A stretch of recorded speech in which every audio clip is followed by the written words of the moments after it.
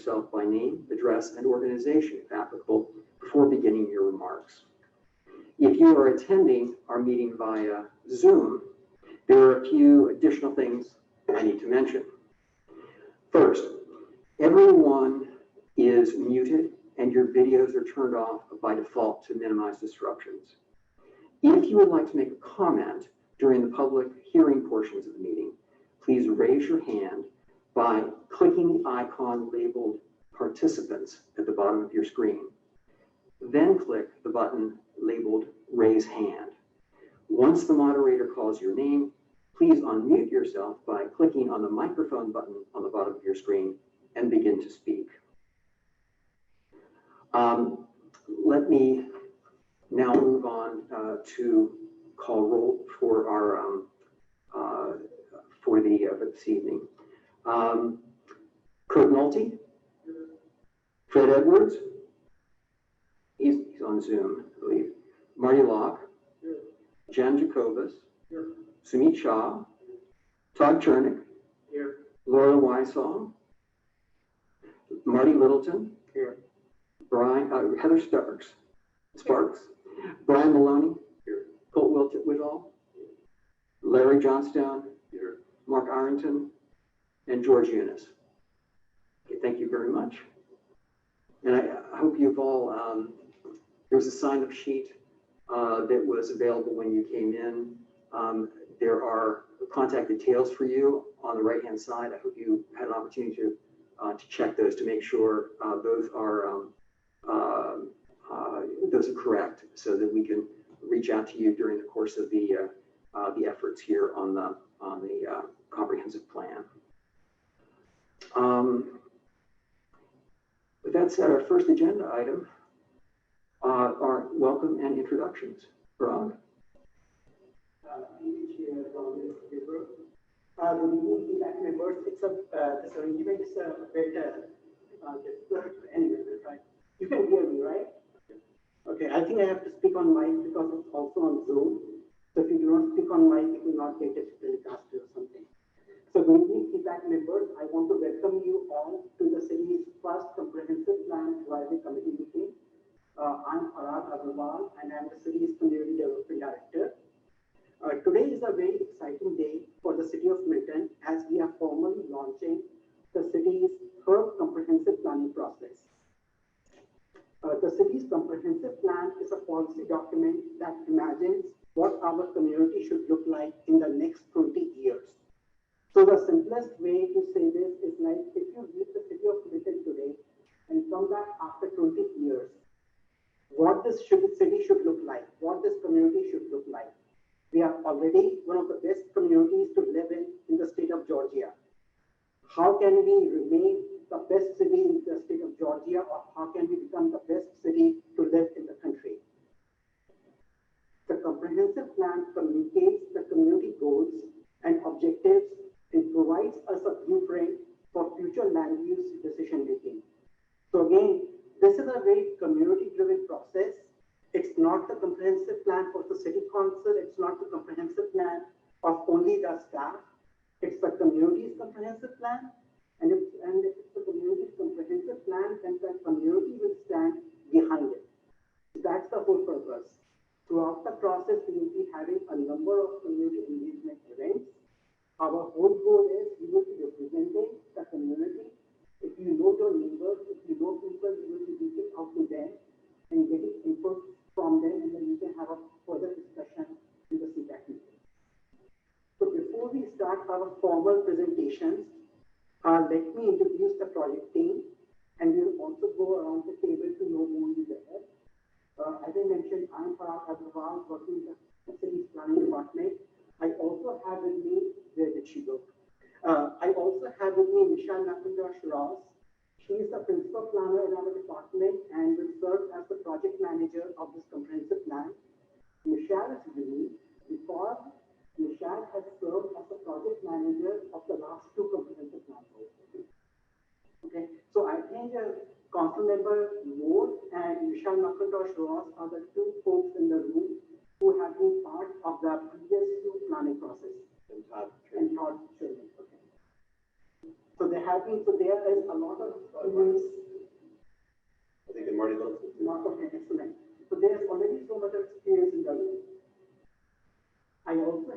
named Shubha Janjam.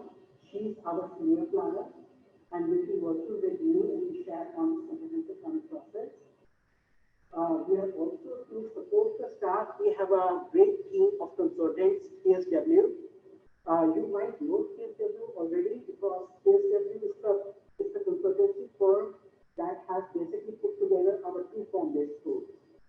The Trabaco form-based school and the DRP school form-based school was basically put together by PSW. Caleb is also working on our unified development ordinance.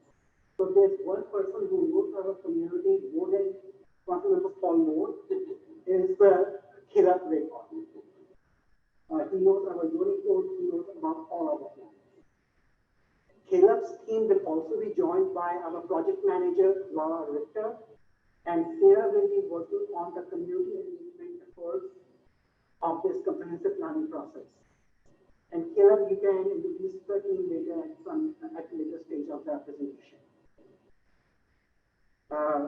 So before we start, let us go around the room, sort of an icebreaker, right? We can go around the room, just say your name, where you live, and I want two things from you. Name one thing which you like about Milton. And the second thing, the thing which you like to improve about Milton. Okay? So name where you live, one thing which you like about the community, and the second thing which you would like that should be improved in the community. Who wants to start? I mean, I'm looking towards you. You want to start? That's what happens if you sit on the stage. That's what happens when I come later. Okay. Sure, I'm happy to start. My name is Sumit Shah. I live in the Cricket Creek subdivision. I serve on the planning commission right now. One thing I would say that I like about the community, and this is not more about the community, but this is more about the people that are serving the community. And obviously I'm a part of being on some of these committees, but just in me being a part of these committees and seeing how much the people that work for the city, such as Parag, such as whoever else, and how much effort that they're putting forth in trying to improve our community, I really take pride in that for our community. In terms of what I would like to see from the comprehensive plan, I think Todd and I were just talking about this too, and I served on the previous CPAC last time.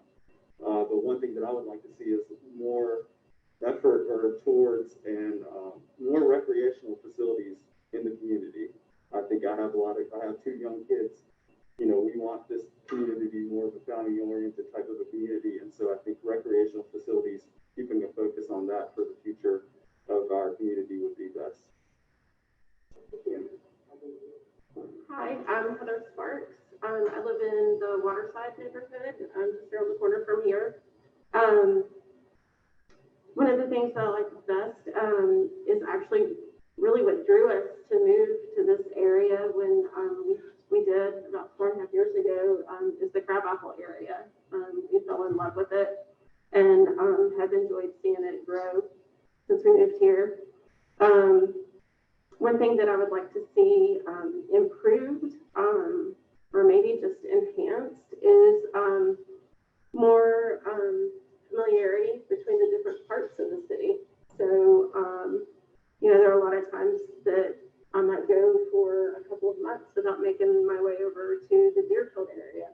And then we have friends that live up in the northern part of the city who say the same thing about coming to Crabapple. And so maybe just finding ways to familiarize people with the multiple areas of the city and the things that are going on and the growth patterns.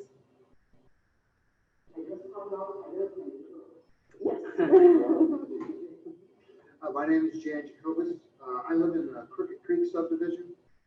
What I like most about Milton is the rural atmosphere.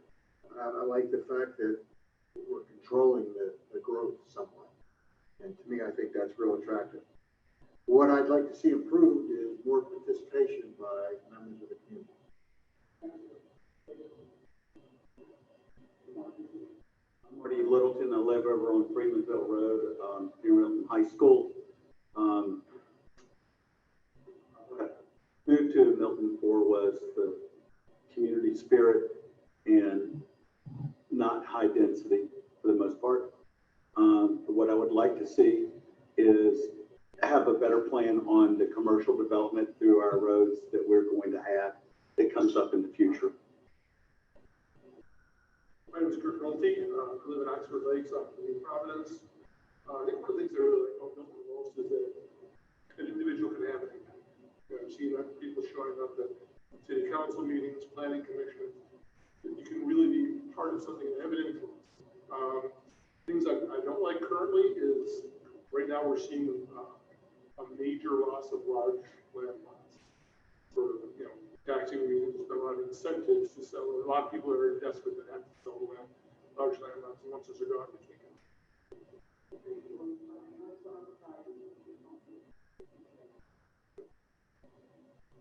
My name is Larry Johnstone. I live in the northern end of Milton, Henderson Road. I like Milton because it's rural. I like the heritage of it. We've been residents way before it was Milton, when we were this, the stepchild of Fulton County. What I would like to see is better traffic control. We have a terrible, speeding issue. It's dangerous. It's dangerous for people that walk. You used to see people riding horses. That's almost impossible these days. So I would like to see more effort on channeling the traffic where it should be and enforcing the traffic laws while maintaining the rural area.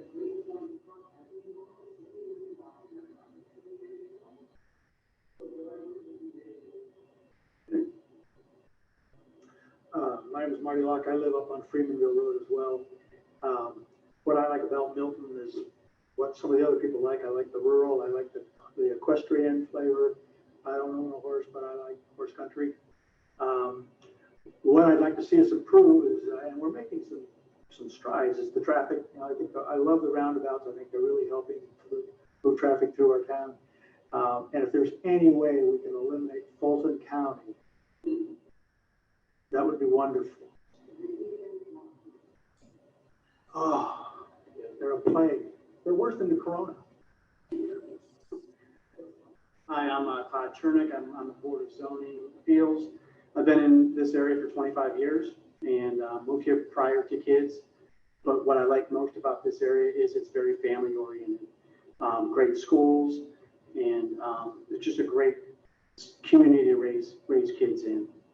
And so what I'd like to see improve, my kids are now almost out of high school, but what I'd like to see going forward is our ability to manage the growth in the communities with a lot of families moving in this area with parks and recreation. I think we are underserved in the parks and recreation side of the equation. I'd like to see more energy spent in that area.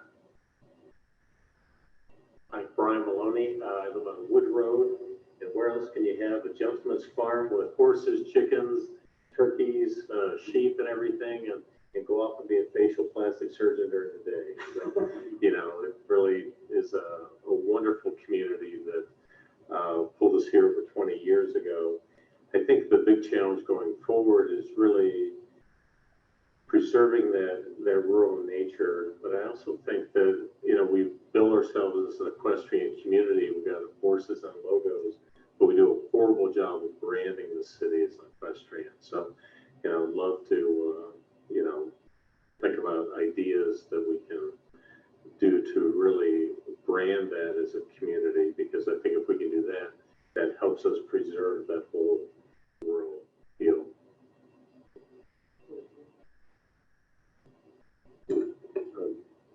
Coleman all lived here since 2005, and what do I like? I like what we've done. I think the rural parts are beautiful, and the kind of rural nature of Milton is great, but I think some of the things that have improved since 2005 when we moved here, it's a great place to live then. I think it's an even better place to live now, just my opinion. So I think what I'd like to see happen going forward is let's keep managing this. I think growth is inevitable, but let's keep managing it, and make sure we continue down the path we are, or even improve it. Code is also our chair of the use case advisory. Paul Moore. I live in the White Columns subdivision. We've been here for 23 years. What I like about Milton is the fact that it's unique from all of our surrounding communities. When you cross the threshold coming into Milton, you know that you're here because it has a different look and feel, and that is primarily because of its our ability to keep the sense of rural nature here in the equestrian community. I'd like to see improved is to build on what some of the other members of this committee have said already, and that is through, I think, amenities, and whether it's cultural additions or art or things where we can engage all parts of Milton, where the community from Highway 9 can feel just as much a part of our community as those of us who are in the central part of Milton. So we create a more synergistic and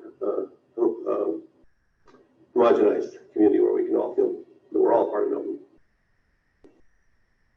Sure, I'm Ron Gilbert. We've been here on and off since 1996. And we initially moved here because we loved it, the rural aspects of Milton. By the way, I'm up in White Columns. And we moved away and we came back and we moved back to White Columns. And the reason we went there was because it had that same feel that we left. And we wanted to come back to that family community that someone referenced earlier today. As far as looking down the road, I'd really like to see us develop some strategies to try to maintain that. And the world is changing, and Milton will change. And I want to keep this a special place so that people will want to live here, and that we can just maintain that special community that we have. I'm Laura Bentley. We live on Bethany Church Road, and we came here to have our horses on our property. So that's very near and dear to my heart. And what I think is so special about Milton is that we can have these commercial nodes, but then you can get off of a major road and, you know, it's like you're back in time. So, and what I would like to focus on is exactly what most people have said, is this intense pressure that we have on our community. I mean, we've made it so nice that everyone wants to come here, and that's a great compliment, but we have to try to figure out how to grow and maintain our uniqueness. And that is, I think, in large part the equestrian heritage. We also have a new, you know, the green space that we've spent our time and effort on that we can also incorporate. So those are the things that I'd love to see us focus on. Yes, you already have one, right? Let's go on.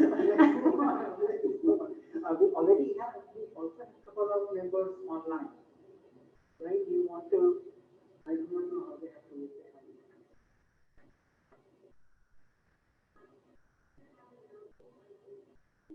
Okay. Hi, I know there are some CPAC members who are also online.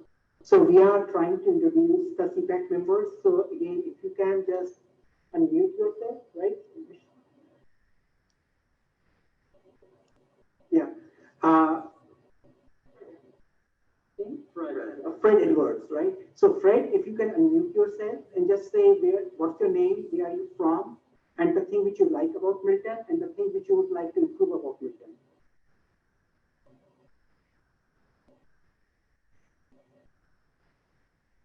It's always a challenge these days, right? It's like virtual, in person. Can you hear me? Yes. Fred? Yes, Prague, I didn't understand. What was the question? Fred, you're unmuted.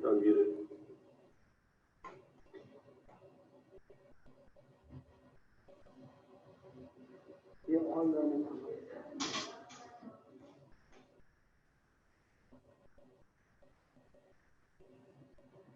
I got a note saying that from Stacy saying that they were not hearing. Is that correct?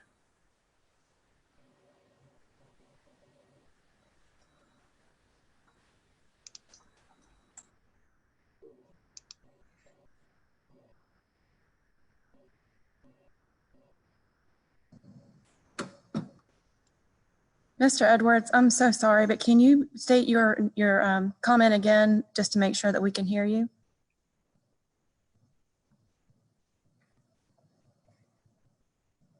What is going on?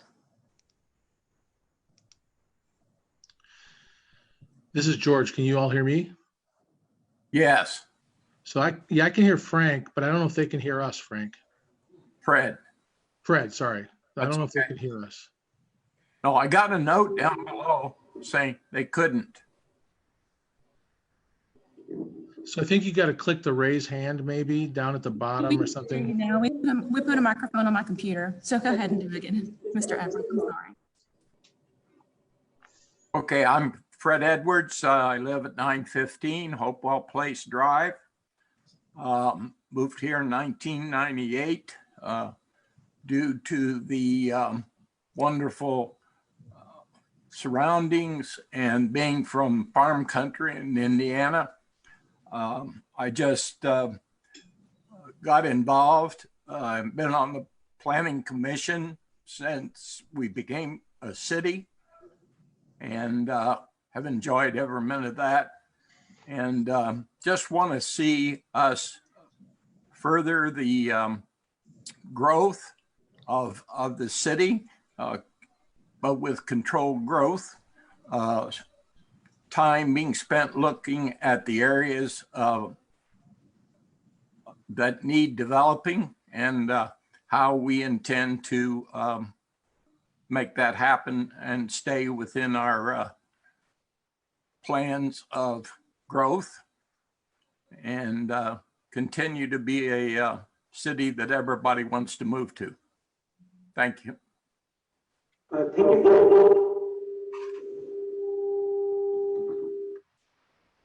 Do we have someone else? Arrington. Yeah, Mr. Yunus.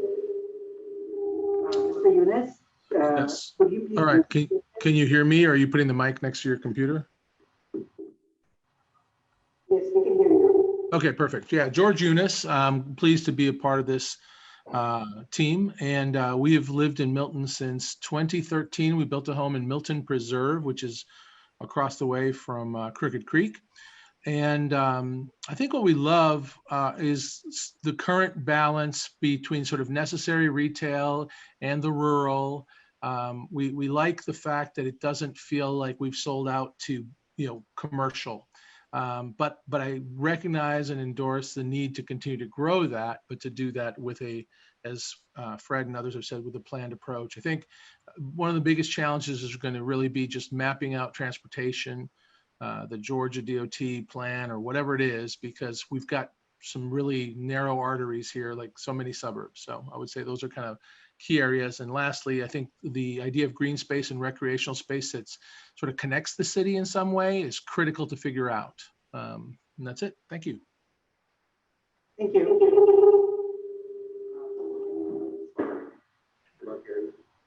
Mark Harry. Mark, could you unmute yourself, please?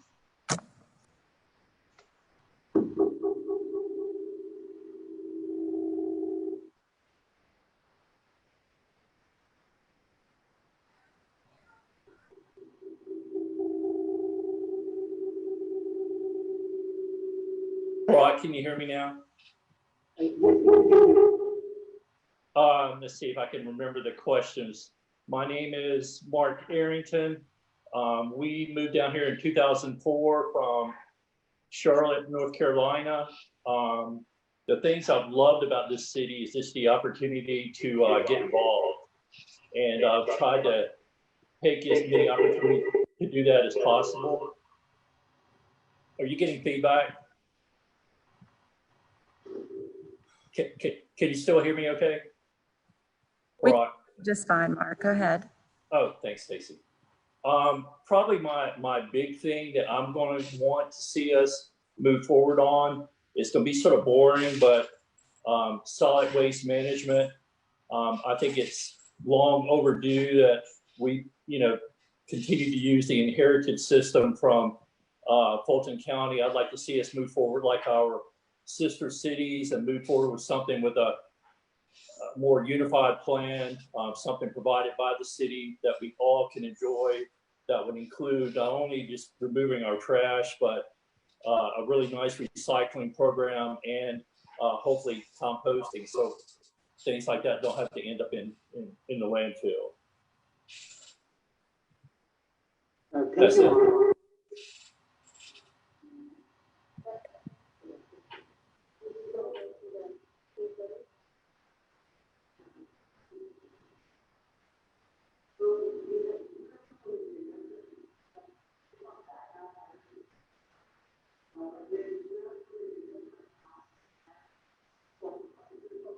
Public comments.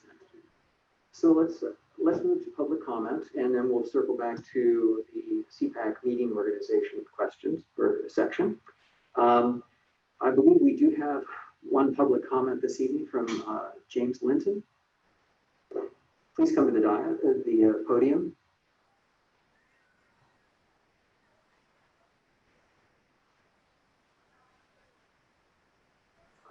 Just you need to use the microphone. My name is James Linton. I live on Burgess Road over by Bell Memorial Park. We've been here roughly 5 years. I primarily worked overseas in urban planning, so I'm familiar with strategic plans and comprehensive plans. My concern, well, we bought here for the ambience and the rural nature, and my wife has a horse, so it's very convenient to have the facilities available. The concerns that I'd like to see the plan address is a lot of the large tracts are now being sold off. How are they going to be handled as far as what type of uses, densities, zoning? And then also a part of that is how is all the traffic going to be handled? Right now, a lot of Cherokee traffic comes through Milton. That county is going to expand considerably. Milton is looking at expanding. How is that going to be handled?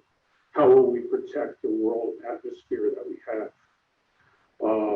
Also, a lot of the housing is very high end.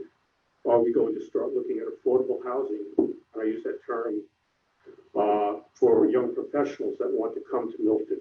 Will there be areas of higher density or than what we have now? We are 3 acres. I'm sure some of you have bigger tracts. So how is that all going to be handled? And then what type of centers, retail and commercial centers are going to be provided for to accommodate that increase in population? Or are we going to rely on Alpharetta providing that? And then also to make sure that there is public engagement and public participation in the plan as it goes forward. Thank you. Thank you very much. I believe we have 2 people online on Zoom who would like to speak, and I would ask our moderator to bring them in.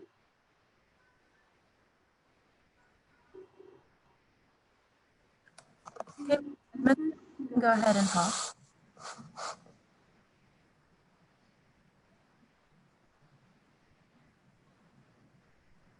You have to unmute your microphone, Mr. Edmondson. Oh, I'm sorry. Yes, my name is Bill Edmondson. I'm a resident of Milton for, I guess, about 20 years. I'm at 15685 Row Road. I 3 concerns I wanted to raise, if that's the time, if this is the time to do it. One has to do with connecting Milton to the greater metro area by mass transit. This is particularly important in light of your comment about Cherokee County using Milton as a shortcut. It has to be done to relieve the burden of automobile traffic through Milton if it's going to preserve its rural character, which I think we all want. My second concern is facilitating bicycling in Milton as an alternative to single occupant vehicles, cars and trucks. And thirdly, I live on a gravel road and very attached to gravel roads. And I realize that they may be in jeopardy with the further growth of the city. So those are my three areas of concern. Connecting to mass transit, facilitating bicycling and of course pedestrian travel, and preservation of the gravel roads, which are so distinctive of the historic and rural character of the city. That's all I have to contribute at this moment. Thank you.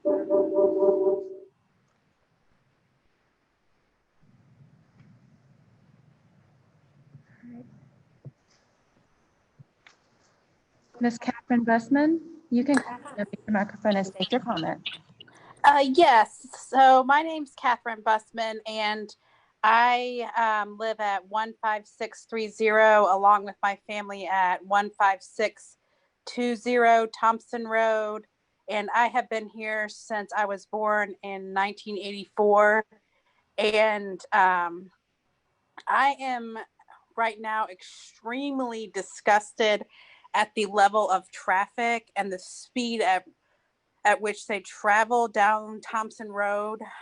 Thompson Road is a corridor that connects Cherokee and Forsyth and Fulton traffic for the 3 counties.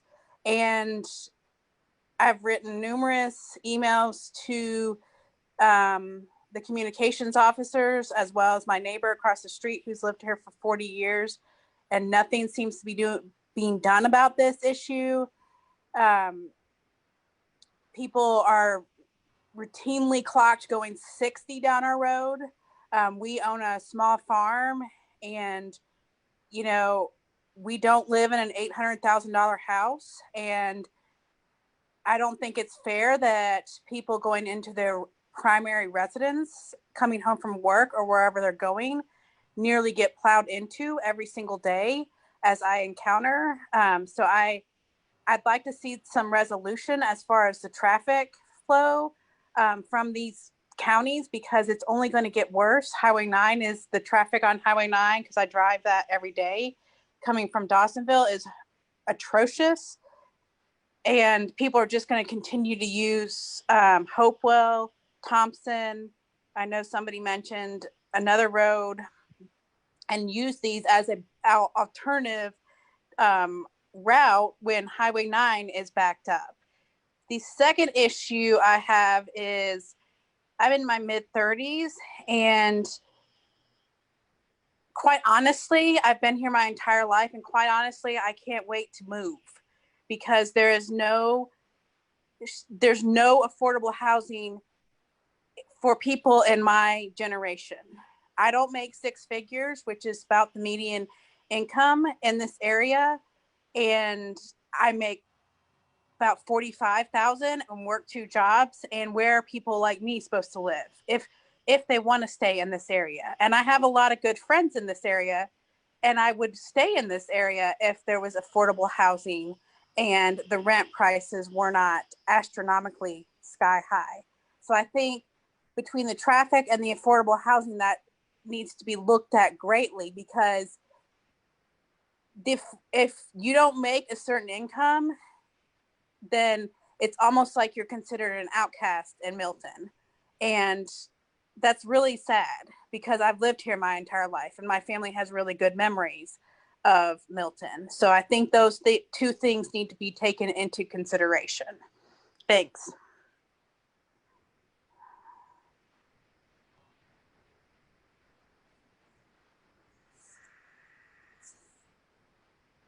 Thank you, Ms. Bussman. Are there any others, Stacy? All right, then let's move on to the next agenda item, CPAC meeting organization. Michelle? Good evening. I'm Michelle. You met me earlier before the meeting, so I'm so glad that you guys are here. Here we are doing another rendition of the comprehensive plan.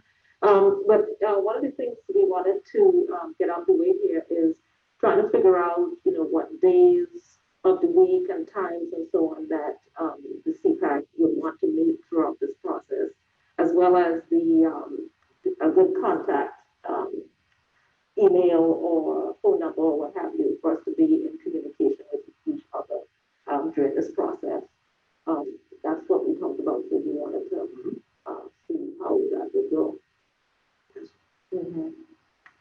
So, how did you want to do it? You wanted to just go around the room? Yeah, just engage in the conversation. Okay, so, is the evenings better for everybody, to have these meetings? Okay, okay, I see a lot of heads and so on. And with Frog, and Frog asked we should have dinner, right?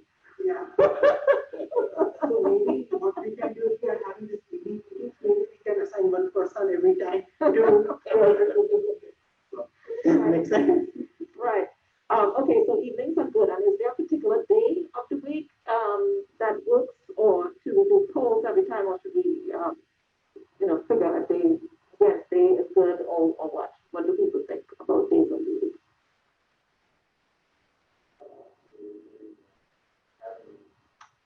Right. So that's another thing. So on our schedule, we have some checkpoints. We have 3 meetings or 4 scheduled. But in the past, as you know, the folks who were on previous CPACs, we met in between like several other times for items that we thought we needed to work on. So we called a meeting, etc. So it would depend on what the CPAC feels they need to meet about. If we need to schedule additional meetings. So just to comment on the day, so I don't know about the rest of the committee. Personally, normally, if we weren't in a global pandemic, I would be on the road quite a bit. So for me personally, I always prefer like our MPAC meetings. We managed to, shoo them into Monday nights because we had several business travelers on the committee. Monday night, definitely best night of the week for folks that travel a lot for work. Thursday night would be the second best. Tuesday and Wednesday nights, under normal circumstances, I'm typically on the road. Under these circumstances, kind of grounded. So we're fine here for a while. Just throwing that out there. In the short term, for me, it doesn't matter much what day of the week it is, but in the long term, definitely Monday, Thursday, much better. I would say Monday through Thursday, because if we have it on Friday, Brock's go on drinks too. oh yeah. Okay. So you're saying avoid Friday, or you're saying put in Friday? Because, yeah, it's on just. Oh, okay. Yes, I know, yeah. Yeah, that's fine. Yeah, so we're saying Mondays will probably be good. But for now, Wednesdays are also good. Right? But we have council meetings on Mondays in this room, a lot of Mondays, so that might throw us off a little bit, but that's, good to know. We're talking a half dozen meetings over the next 6 months. Is that roughly the expectation? Yeah, I don't think it'll get more than that. So, I mean, it's not like this is going to be once a month or every month or every week, rather. So, Wednesdays, I know Board of Zoning meets on Tuesdays. A lot of other committees meet on Tuesdays, I believe. So maybe we just go with Wednesday and try to manage around it. If it's only once a month. Yeah. Or once every other month. Between Wednesday and Thursday, not for me really. Our staff is. Okay. Mr. Said that he's available evening, typically Thursday is best, followed by Tuesday, Wednesday evening, the hopper after is fine with him. Oh, okay. So Thursday is popping up. Okay. Either way. Thursday. Oh, sounds like Thursday's bubbling up to the top. Okay, so we can take a look at Thursday for the next meeting, whenever we have that. And evening, 6 o'clock is fine with everybody. Okay. And the emails that I communicated with you on, is that a good communication method? Okay. All right. Well, I think that's what we wanted to get out of the way. So in case of, do we have both contacts, both phone and emails for everyone? Yeah, if you don't mind to send your phone number, you can do that. Send it to me, and then I have a few phone numbers that came with your emails, but if you don't mind, you can send that as well, so we can have that. those lines. I know with previous committees, we had to get everyone's consent to share that with other committee members. Can we just do a consent that from everyone that it's okay to share that information with everyone else so that we can have a whole roster of that? So yeah, what Brian is saying is a good idea. So is it okay that we all can send out the emails? And you guys, when we email, you can reply to other folks, so on. So. So what we'll probably do is assign city emails to everybody so that we can conduct, if there's if part of the Open Meetings or Open Records Act. That way, if you don't already have a City of Milton email, we'll get one for you and we'll send you the information on how to log in. Okay, so Stacy's saying that we'll get City of Milton emails for everybody assigned so that you can use that to do the CPAC business, do the communication for CPAC on that. So we'll get that and then I'll just send it out. Okay, all right. Okay, so that moves into the section that I was gonna go on, talk about is the report of accomplishments. You get my notes. Just that one comment on the email thing. I don't know if this mic's on, I think it is. I understand the Open Record Act, but I mean, I have one of the city emails right now. I've never checked it. I gotta be honest. So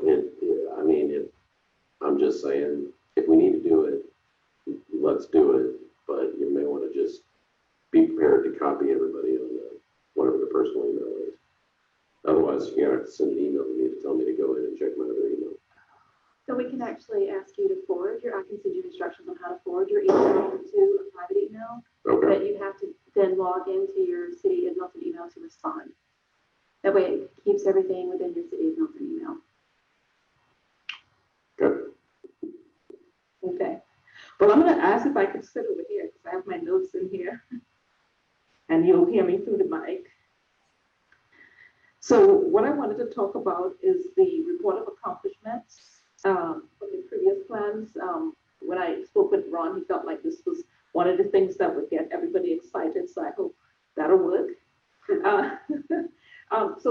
I'm just gonna pull some of the projects that we worked on in the previous plans that we were able to see to fruition.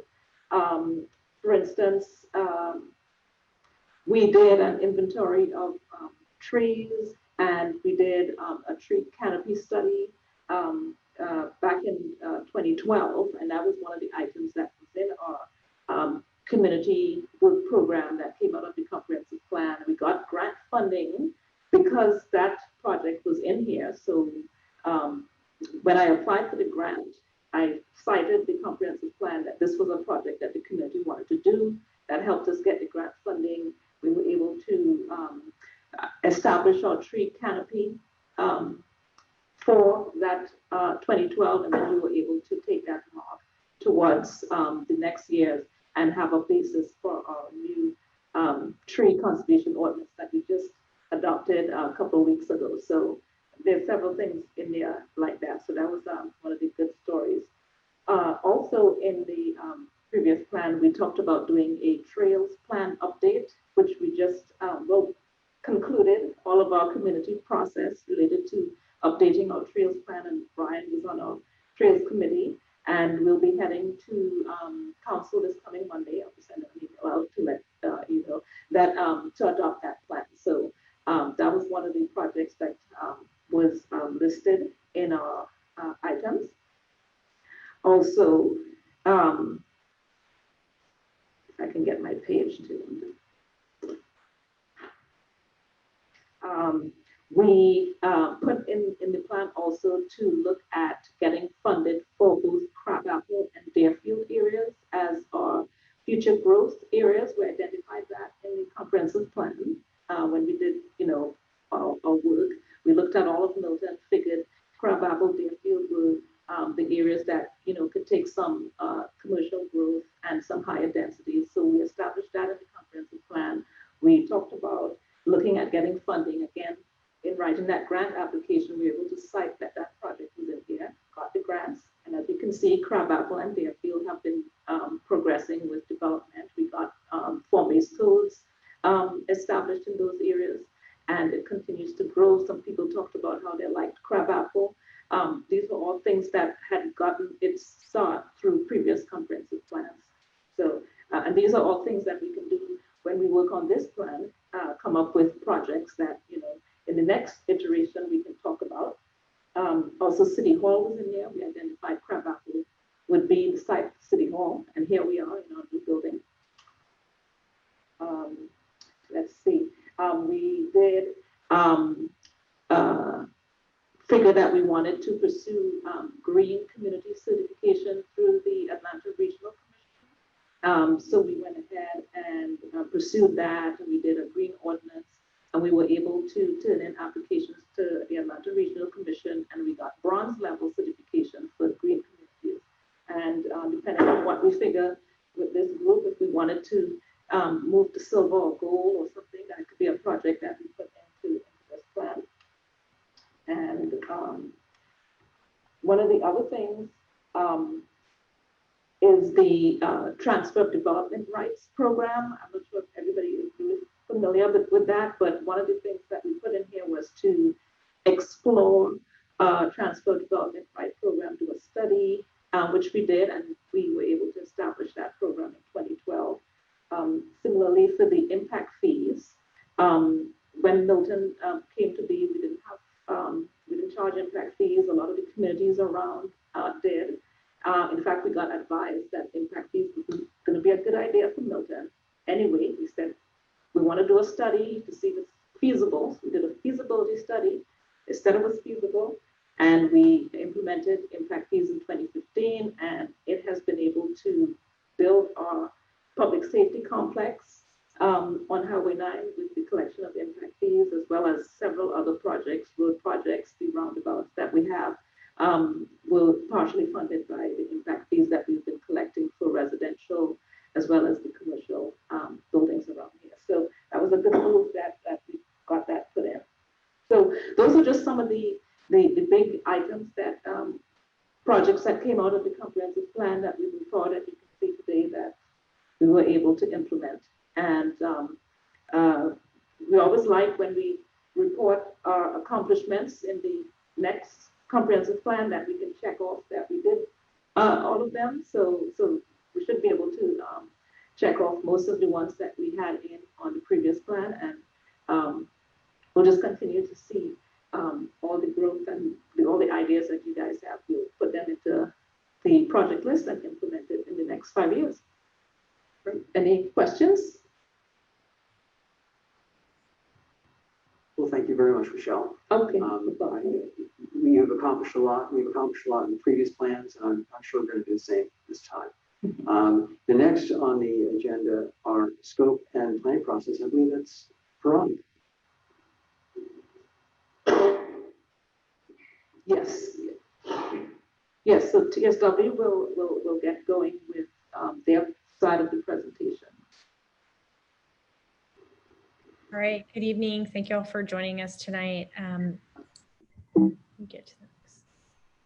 My name is Laura Richter, and I work with a company called TSW. And excuse me? But we can't hear you. Just a moment. We're trying to get the volume up.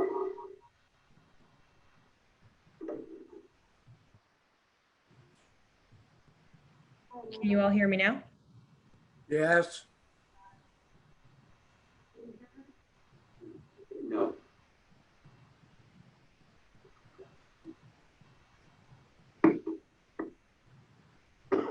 Just a second, Laura. Excuse me?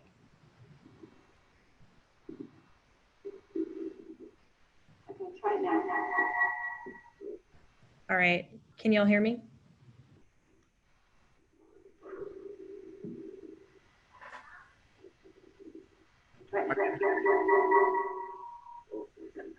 Can you hear me, Laura? I can, yes. Okay, I can hear you over Zoom. Fantastic.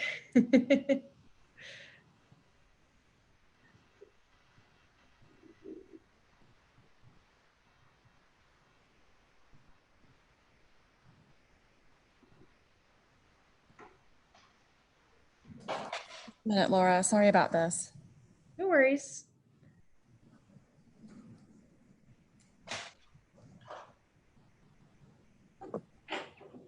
Okay, can you go ahead and try again? Hello, can y'all hear me? Doesn't look like it. Hold on. Yeah, sure. What are we gonna do, Dave?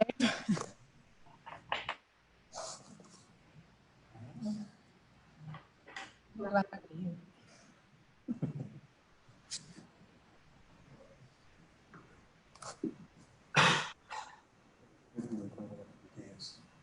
All right, let's try.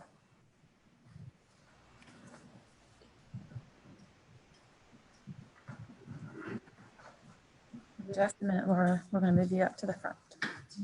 All right, no worries.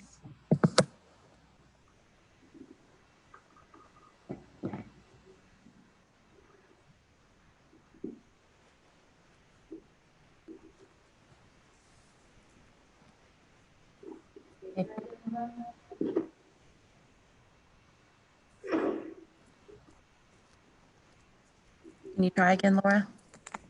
Sure. Can y'all hear me? Is that better?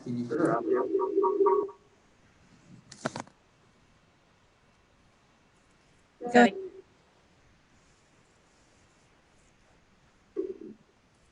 Was that a yes? Yes, go ahead. Okay, just checking. All right, hello everyone again. My name is Laura Richter. I work with a company called TSW. I am going to be serving as a project manager for the comprehensive plan. I have a wonderful team with us today. Caleb Rossico, if you want to go ahead and introduce yourself. Yeah, good evening, everyone. I'm Caleb Rossico. As Parag mentioned before, I have worked with the City of Milton on several previous projects, including the farm-based codes in Deerfield and Crabapple. And then more recently, I'm working on the equestrian zoning ordinance, which I hope will begin to address a lot of the concerns that I heard before. I will be principal in charge for the effort, which means that Laura and Sarah will be doing most of the work and will be your day-to-day contact, but I'll be here to work with the city to make sure everything runs smoothly. So great meeting you. And next we have Sarah McCauley. Hi, I'm Sarah McCauley. I'm a planner with TSW. I've also worked in Milton before in 2016 on the Crabapple placemaking plan. So I'm glad to be back working in Milton on another project. And for this effort, I'll be primarily managing the some of the urban design, but a lot of the public engagement efforts. And we also have David Loby and his group from Noel Consulting with us today. And just a little background on myself. I skipped over that. I've worked on a lot of comprehensive planning, downtown plans. My background is in both architecture and planning. My most recent comprehensive plan that I completed was for the city of Chamblee, which was a really great process. Out of that, we spurred a side plan for sustainability for them to achieve ARC platinum level as a sustainable city. And so I'm looking forward to exploring those topics with Milton moving forward. Also on our team for transportation, we have Gresham Smith. They'll be joining us for some community education sessions and other public meetings to talk to you about connectivity, congestion, as well as smart cities technologies. We also have Southface, who are sustainability experts, and they will be focusing on a variety of topics from land conservation to green infrastructure, and we'll reveal those topics as we go along in the process, and you let us know what your priorities are. And so that leads me into our overall process. First, I know a lot of you may have been involved with the last comprehensive planning effort, which is fantastic.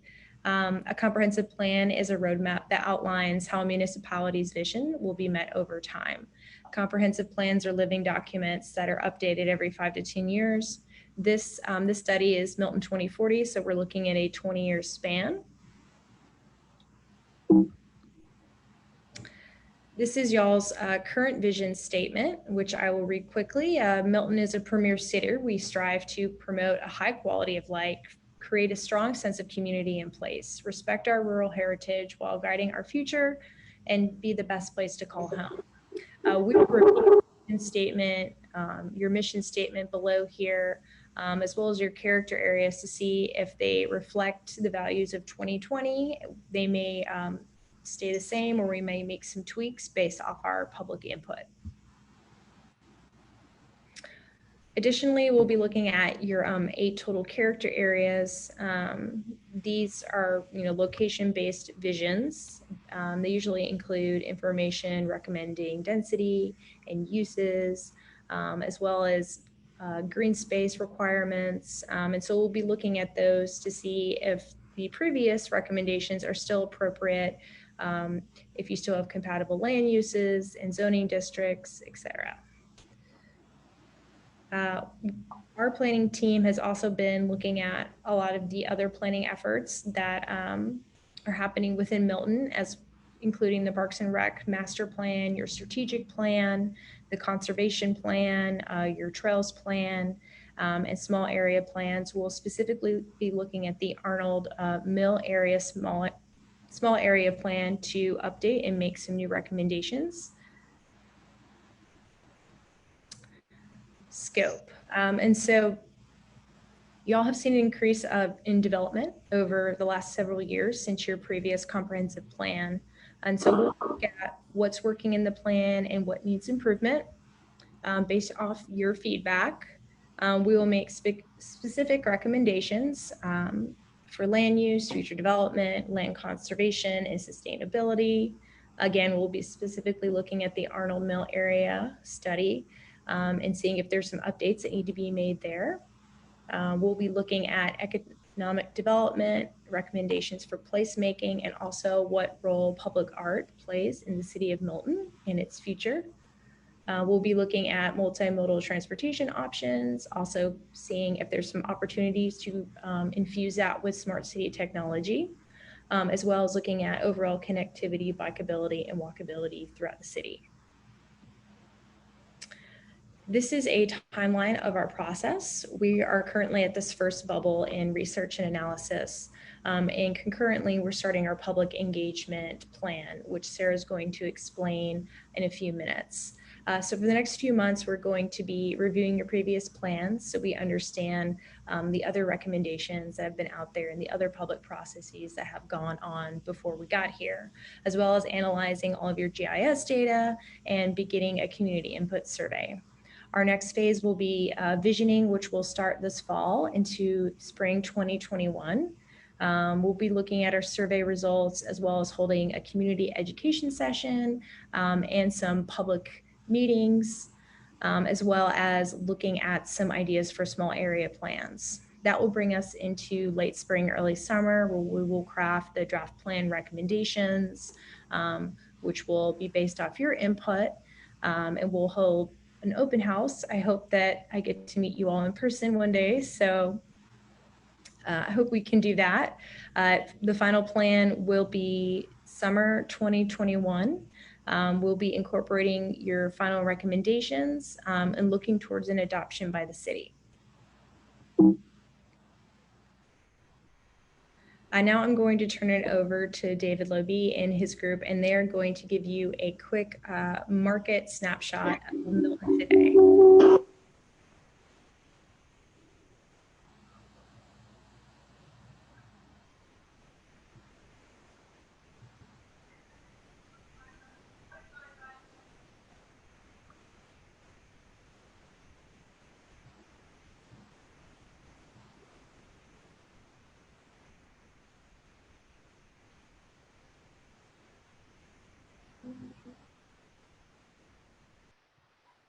You guys hear us? Yes. Okay, I'm seeing some people say they can hear us, but I don't know. Can everybody in the room hear us? Yes. Yes, we can. Okay, great. All right, well, hello. I'm David Lobe, principal with Noel Consulting. I've got my colleague Stephen West here, socially distant in the room.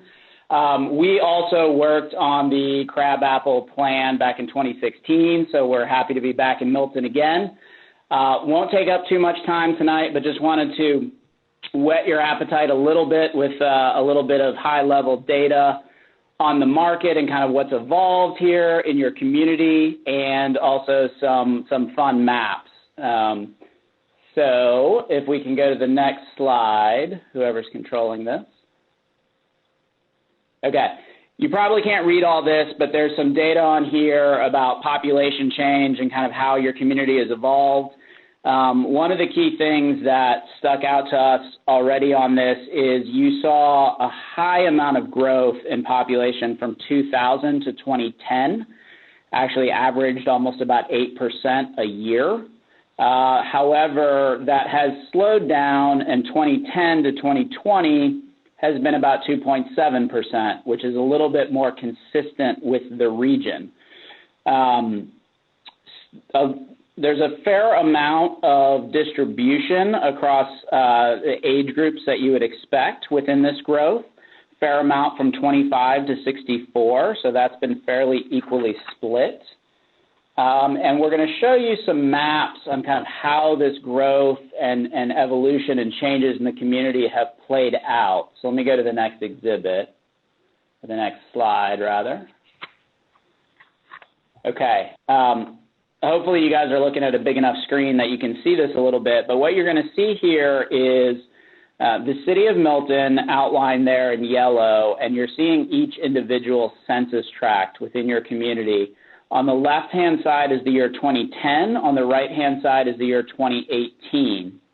And so you're going to see a series of these slides. This first one is population density. And so what you're going to notice, the darker the green, the higher the density. So, you know, I think it comes as no surprise your highest density is over near 400 in kind of the Deerfield area. Crabapple is fairly high and has seen a significant amount of increase as well. And then that decreases the further north, obviously, in the city that we go. Let's look at the next one. This is educational attainment, and this is a factor that we like to look at because it's usually a pretty good indicator of incomes and wealth and market stability. So what we see here, even back in 2010, you had this. It's evolved through 2018, but you have a very, very high educational level. This is the population over 25 that has a bachelor's degree or higher, and about 75% of your population has a bachelor's degree or greater. So very, very high education level with your residents. Let's go to the next one. As I mentioned, with education level really being a precursor to household income, you can see here household incomes throughout the community. Again, kind of the darker the green, the higher the income in this case. You will see a lot of your census tracts have now gone above 200,000 median household income. In total, the median throughout the entire city is 128,000.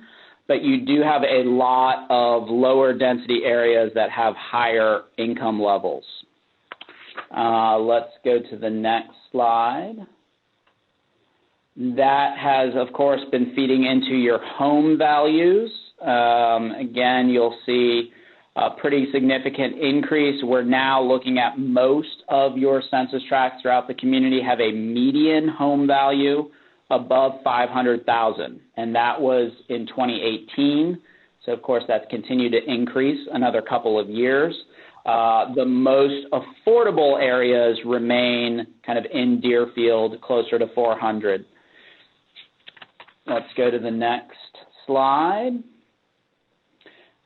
This is going to break out some detail on household growth. It's going to break it out by age and income, and this is the growth that you've witnessed in the past 20 years. So we're able to kind of see where we're getting the growth from a demographic standpoint. Earlier I might have mentioned, but we've seen over 23,000 population increase since 2000. That's come in about 8,000 households. And the vast majority of these households, as I already mentioned, are earning above 200,000. A high concentration of those are between 45 to 64, so you're more established families, some empty nesters, some retirees. But there's also been a significant pocket of growth in the millennials, 25 to 34, earning above 50,000. Some of these young professionals as well. The absolute growth numbers on that group are not that large, but you came from a very, very low base of having very few of those folks. And so you've seen some advancement there. That's probably a lot of the, you know, smaller townhome product and things like that that's been added in the Crabapple area, most likely, if I was to speculate. Let's go to the next slide. This is owner, renter, occupied, so kind of tenure of ownership, again, by census tract. What you're going to see here is across your community, you have about 90% ownership. That is very high compared to the region and other areas in the market. You do have your highest concentration of renter households. You can see really kind of focused closer to 400 and Deerfield. And there's been a significant amount of that renter household base as well in Alpharetta. Certainly to be aware of is kind of that difference and how we see that really being a dividing line. Let's go to the next slide, which is, I think, our last kind of just quick market overview. This is really focusing on your sort of 3 existing commercial nodes and just giving a snapshot to where retail and office rents are today. We do see a little bit more diversity in your commercial rents, and I think that's because you have a combination of some older shopping centers and then, of course, some of the newer mixed-use product you're seeing in Crabapple, and then some of the more kind of traditional suburban single-use development that's popping up around Deerfield. So just kind of give you a little bit of a flavor of what's going on here with the commercial market. And that is all we had for now. We're, of course, early in our process, and we'll be around throughout the entirety to answer market questions and how we can use the market or protect ourselves from market forces to the extent the community wants to. Thank you. All right, thank you, David. And I'm going to explain a little bit about the adoption process with comprehensive planning, then turn it over to Sarah to talk about the engagement plan. So your deadline for this comprehensive plan is October 2021. That gives us plenty of time to have a really thorough, in-depth process with you all and to craft a really great plan. Step 1 would start next summer when we actually have a finished planning document. We would get feedback from the city and then post a draft on the project website, as well as have some hard copies in City Hall for people to read through and comment. There's a lot of really cool tools out there where people can do virtual stickies and whatnot to give us really great anonymous real-time feedback on our planning documents. After that comment period has closed and we've addressed those comments, we would then transmit a draft to the Atlanta Regional Commission, which checks for regional compliance. They then turn it over to the DCA for state compliance. Once we receive their comments back and incorporate them, we can make a presentation and deliver to City Council for final review and approval during one of their work sessions. And then we would transmit the final document to the City of Milton. And now I'm going to turn it over to Sarah, and she is going to talk about our public engagement plan.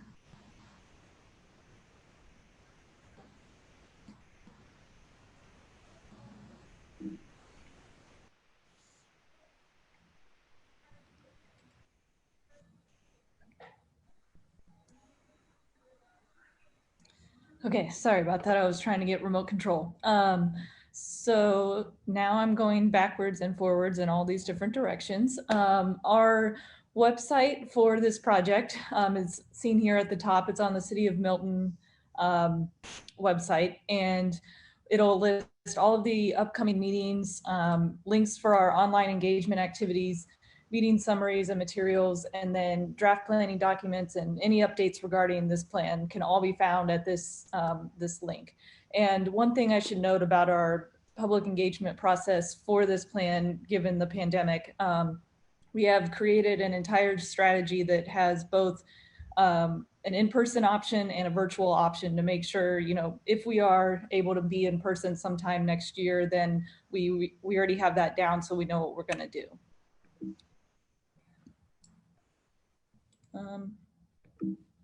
Laura, I don't think it's letting me advance.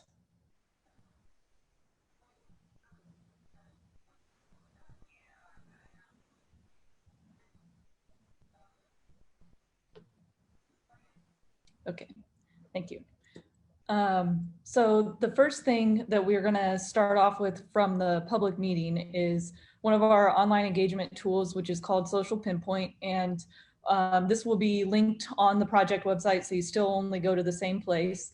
The first round will be an ideas wall for each element of the comprehensive plan.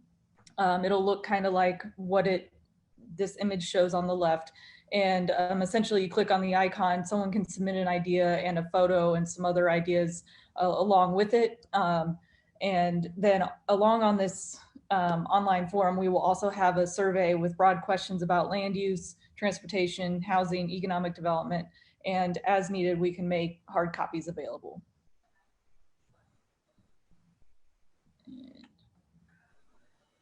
So we have a series of meeting types.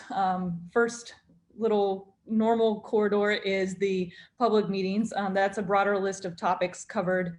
That'll be our kickoff meeting, which is coming up pretty soon, and then our draft plan public open house.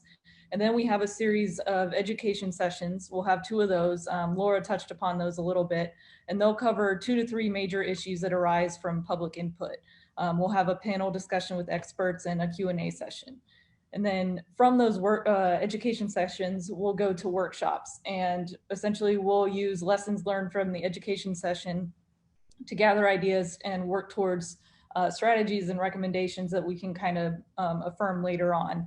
And we'll do this through some small group activities and most likely some virtual features.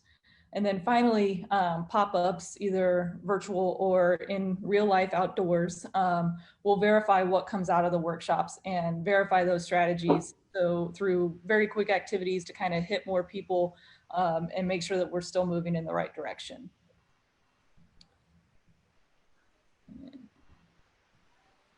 So our kickoff meeting will be via Zoom and Facebook Live. That'll be on September 2nd. At 6 p.m. and we will introduce the process to the community, launch the survey and that social pinpoint online engagement tool.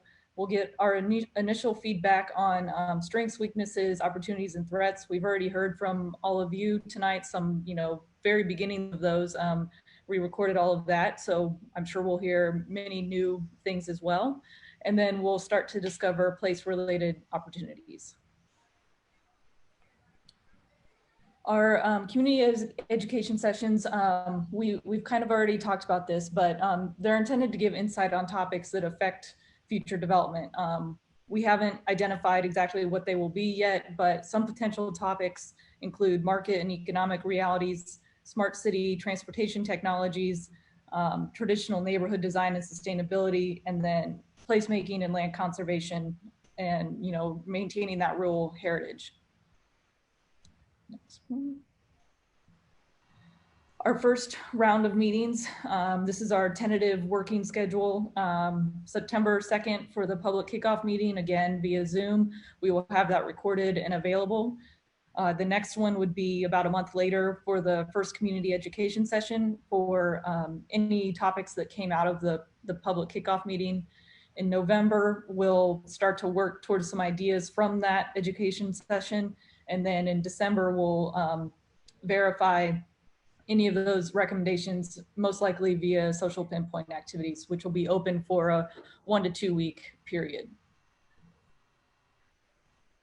So, Parag and Michelle kind of already talked about this, but some of the roles for the CPAC that will really help us in this process is to represent your community's interests during these meetings, provide guidance regarding local preferences to us, and then also serve as a sounding board for our recommendations, tell us if we're moving in the right direction.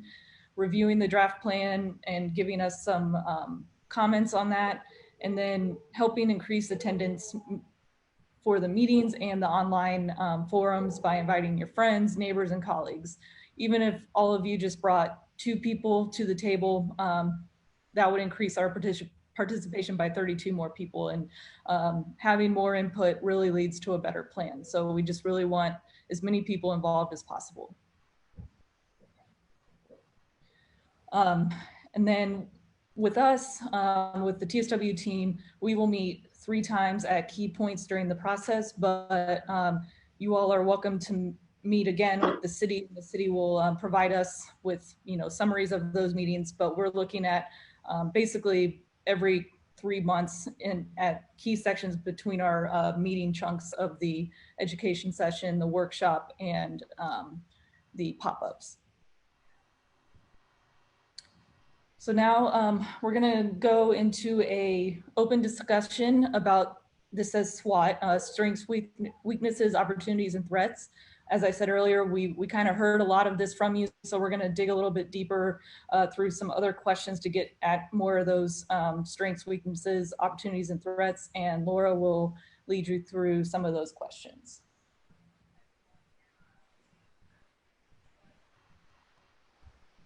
Great, thanks, Sarah. And so these are general questions that I would like to pose to the group. And our first question is, what do you think should be the primary goals of the comprehensive plan?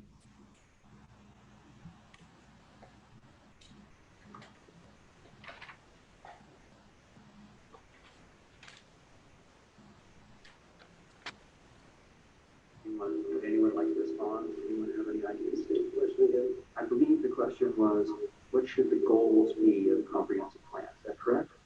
Yes.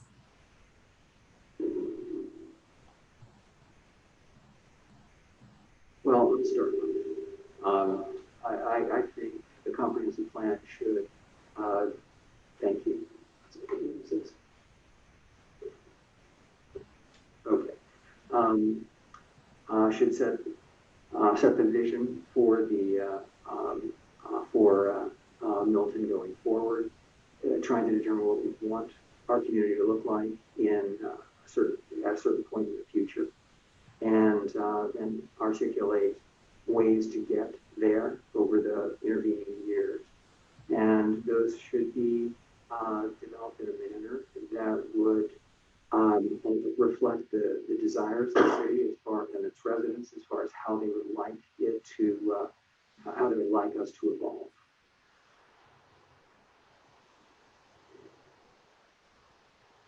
I second. We'll bring it to a vote later. Any other, anyone else would like to throw some out ideas? So traditionally, what does a comprehensive plan inform? Does it inform zoning decisions? Does it inform other, like what does a comprehensive plan typically inform when it's done well? Sure.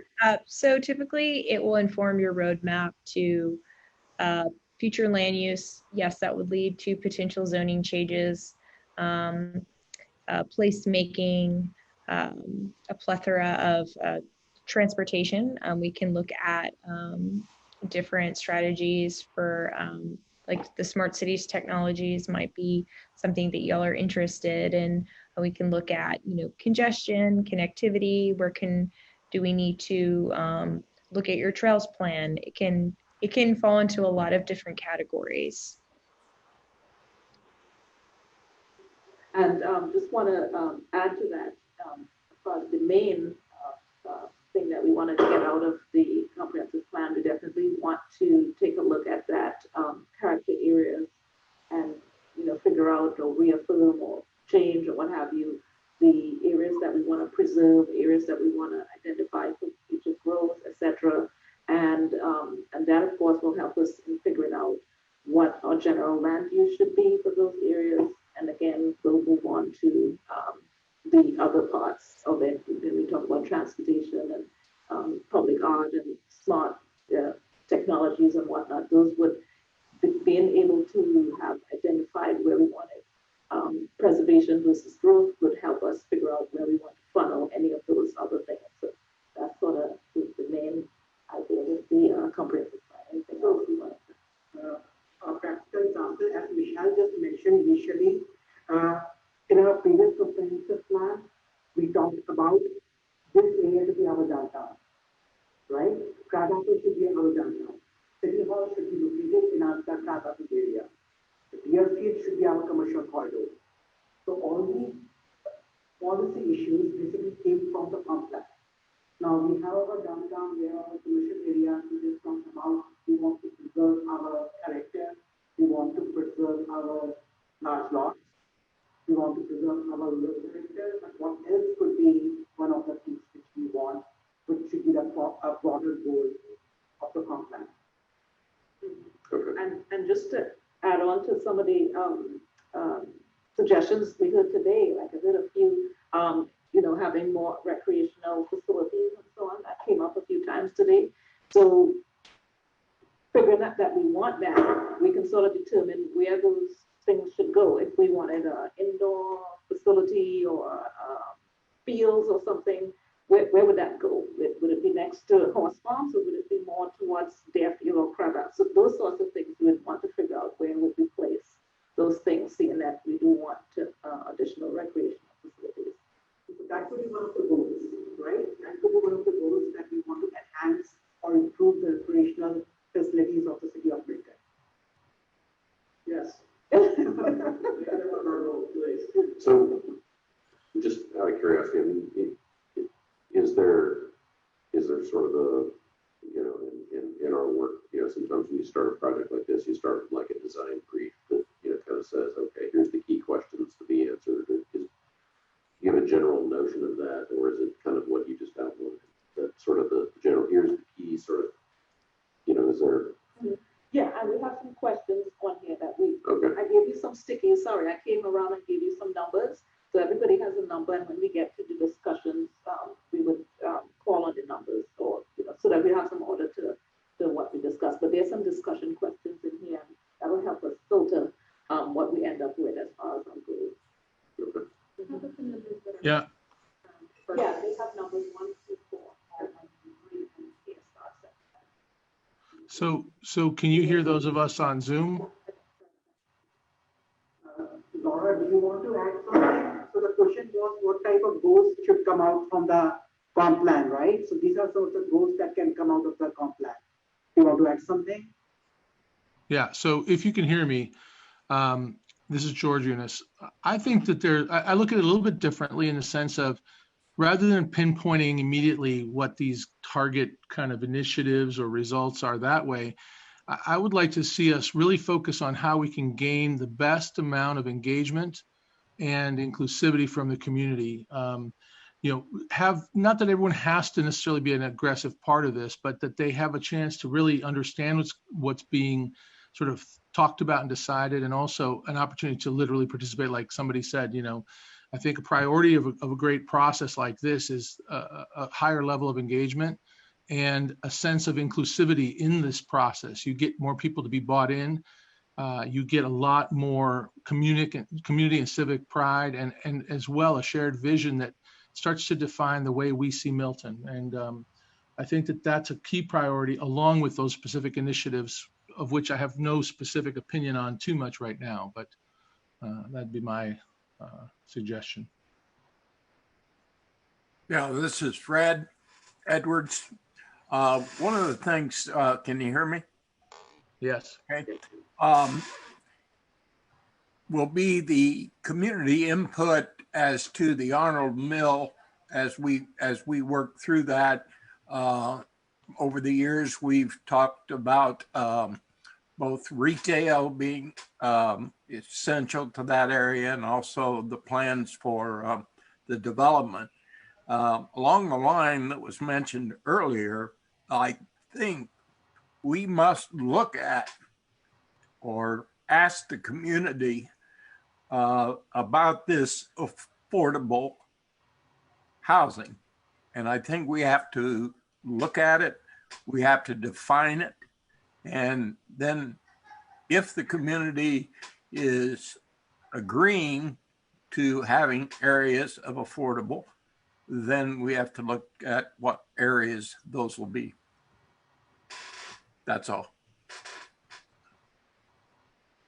So I saw from some of the market insights, some pretty aggressive population growths, but I didn't see them projected out through 2030 or 2040 even. Do we have any indication of what the population growth is projected to look like over the course of this plan? Yes. So, yes, we did a study previously, some years ago. In general, and this might be some information for consultants, but in general, you know, people will take a trend, what percentage growth we've had in the past, and trend it. And that does not really work for Milton, seeing that we have most of our land is 1 acre zoning. So it's just not going to keep going. Based on our zoning and what we commit to with the sizes, we did a study where we checked our zoning for Deerfield, Crabapple, and then the 1 acre lots and so on. And we came up with whatever date it happens that would end up at, so yeah, like 63,000 people. We're at, or the last census was 32. We figure we're at 39,000 right now, or whenever the census comes out. But where our zoning is situated, and what we project as staff and so on, that we would end up at 63,000 people whenever that happens. So basically in planning, we call it a build-up scenario. Yeah. So in the existing scenario, in the existing conditions of zoning, what's the build-up scenario? The build-up scenario is around 62,000. So if that's our base, we've already started with it. We want to preserve some of our rural character. We want to conserve, you know, some of the large land lots. I think we also have to add the fact that we're going to have growth. And so therefore we need to identify how to manage that growth most wisely. And because we can't just expect that we're going to continue with as much rural as we have right now. If the population is going to grow by 50%, if I'm doing my math right. We're at 40 now, and let's say we're at 60, that's a 50% growth rate in the next 20 years. So I would add to our goals is that we should identify, just as we identified commercial nodes, and we identified a downtown district, we should identify some growth opportunity, growth options, if you will, growth areas. Then I'm not suggesting that means high density, but in some cases it might. In order to meet some of the other objectives, which is having a more diverse options for housing that are more affordable. So I think it's incumbent on this plan to help outline some of those options to harness that growth.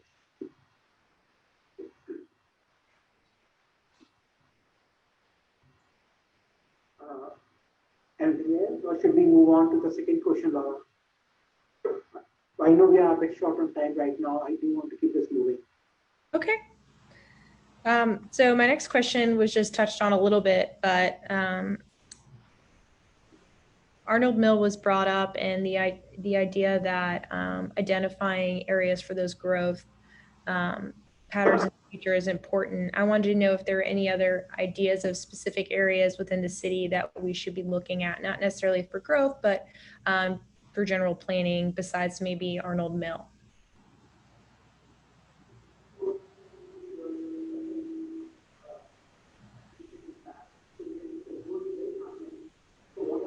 We'll just say the Highway 9 corridor constantly. Particularly north, as you head north of Deerfield and 9.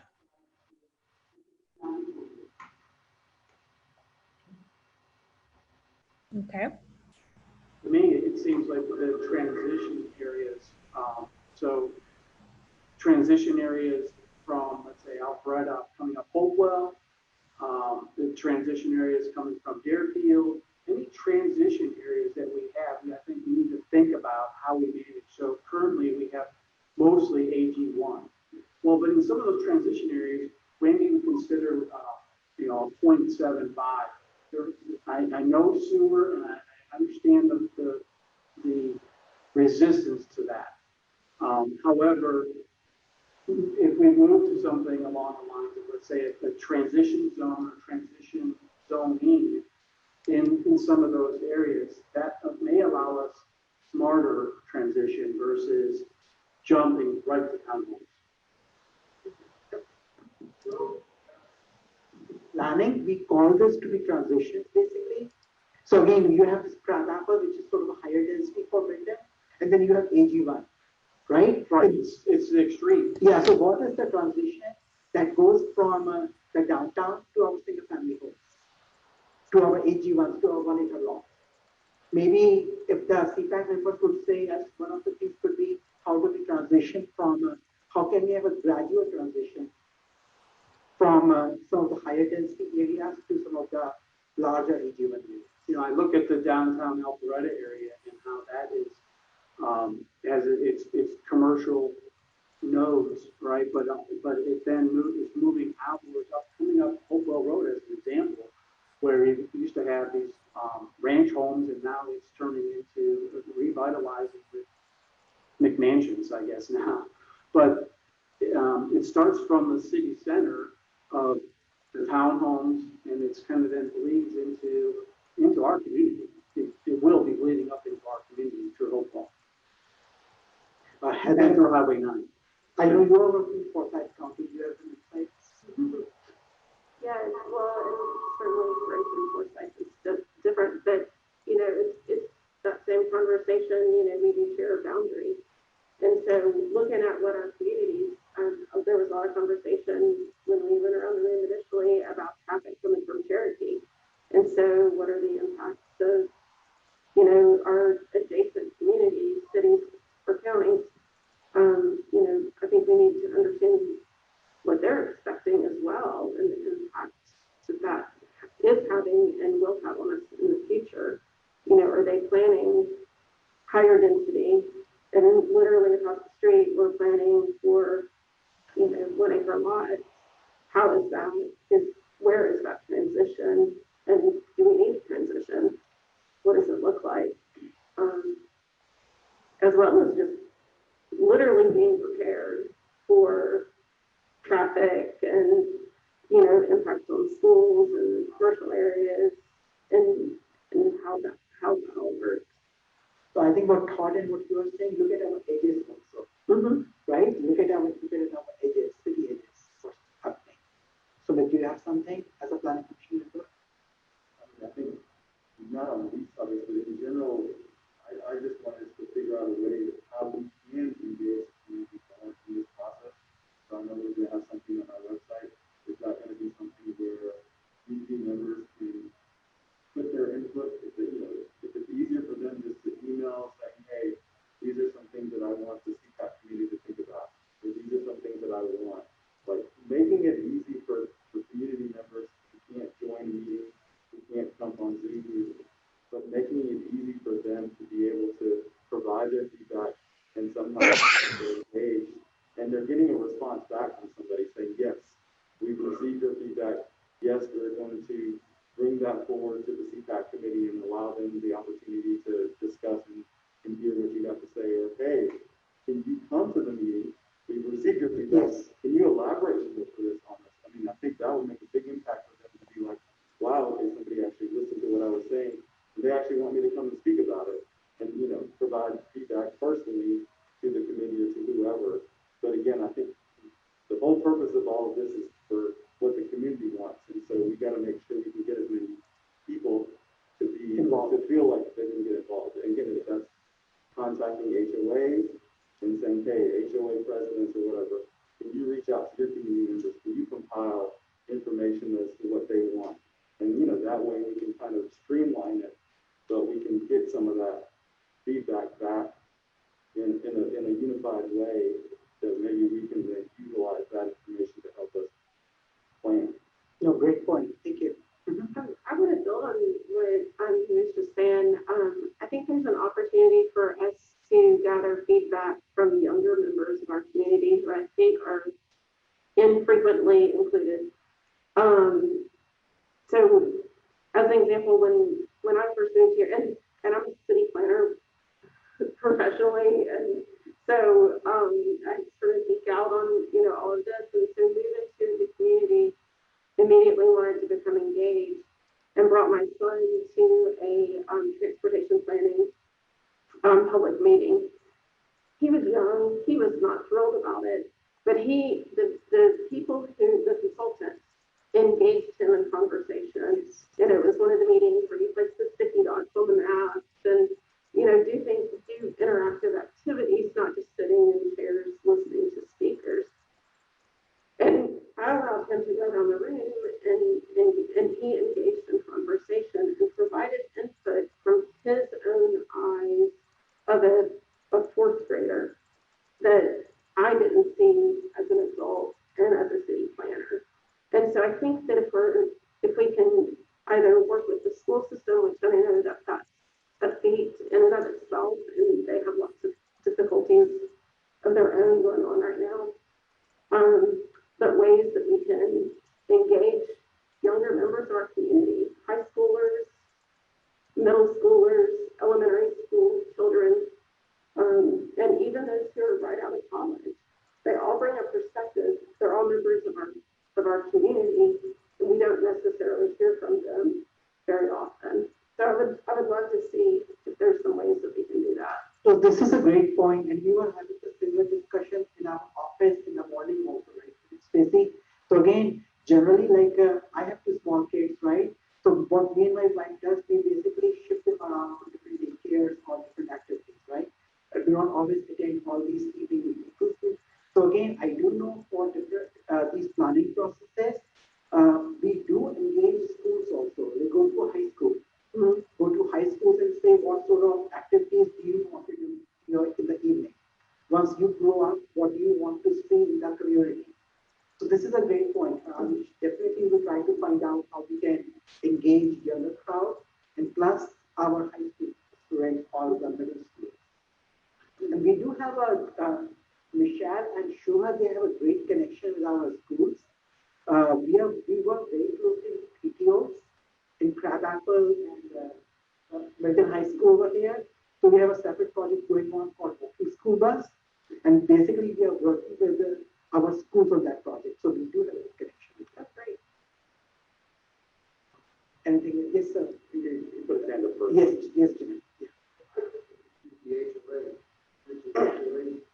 All of them have newsletters, or almost all of them have some sort of newsletter. If we can make a standard article that includes everything we want to communicate and have some dates in there of when people can participate or where to contact, I think that would be a great way to get it out. Almost everybody reads their HOA newsletter. They want to know what's going on right there. It's easy to read.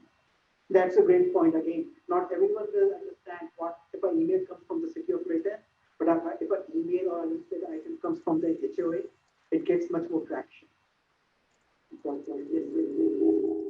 guess my question, we're going to go back to Mark's point of trying to transition from a higher density to get smaller as we go out from that center. A lot of it's going to depend on our ability for sewer, which we don't have. And a lot of it's going to be dependent on GDOT as it relates to 140 and Highway 9. So one of the things the committees have to know, or everybody in the committee's got to understand, is exactly what our resources are that will allow us to get to a certain place. And the other last point I wanted to ask is, it's been a minute since I've been involved with the city in anything. So the last time I had heard something, we basically did away with, we weren't using the words PUD or the planned urban development. So those things, which are some of the ways that as a municipality you can, I don't want to use the word dictate, but you can have some kind of controls over house placement or the entrances to these subdivisions that come up. Because as it stands at the moment, it's my understanding that we're not going to get less than 1 acre for a septic tank. I do know that at one point in time, a proposed general septic tank system for a subdivision that was actually not voted on to do, which we have a very limited amount of opportunities. And when you get to these higher densities, how are we going to deal with these infrastructure things that have to be dealt with? Great point, yeah. Yeah, 2 points. Having grown up in the rural, you had your little town center, and then boom, you're right in the farm country. So I guess I don't really understand the transition zone, especially if we want to preserve the rural area. I think that connects those people, those higher density areas, to those beautiful rural areas that they want to see. The second is regarding data collection. Having been involved with the city and some other projects, it really came down to, is the information you're getting scientifically valid? Because you had so many different meetings, so many inputs, and there are always those people who are very vocal.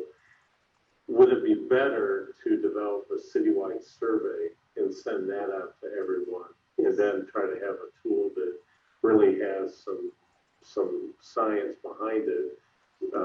Because I'll tell you, the Zoom from the consultants, I mean, Sarah, your audio has been good, but the rest has really been crap. And if that's going to be that way, I think that's going to be kind of a turnoff and difficult, especially if you have older people living in the city who want to participate, and especially with COVID counts going down. I saw all you guys had slated for Zoom meetings.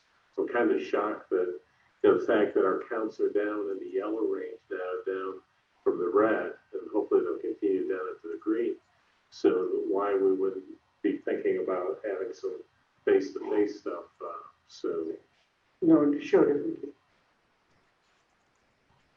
Anything else, or should we move, Laura, or should we move to the next question?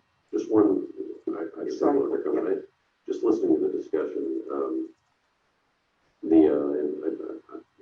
I don't know the methodology we're going to follow. We haven't really been briefed on that yet, but I kind of started by making a comment. Are there any key questions or anything that we want to answer? And I'm kind of sensing we've already laid out a few of the key ones.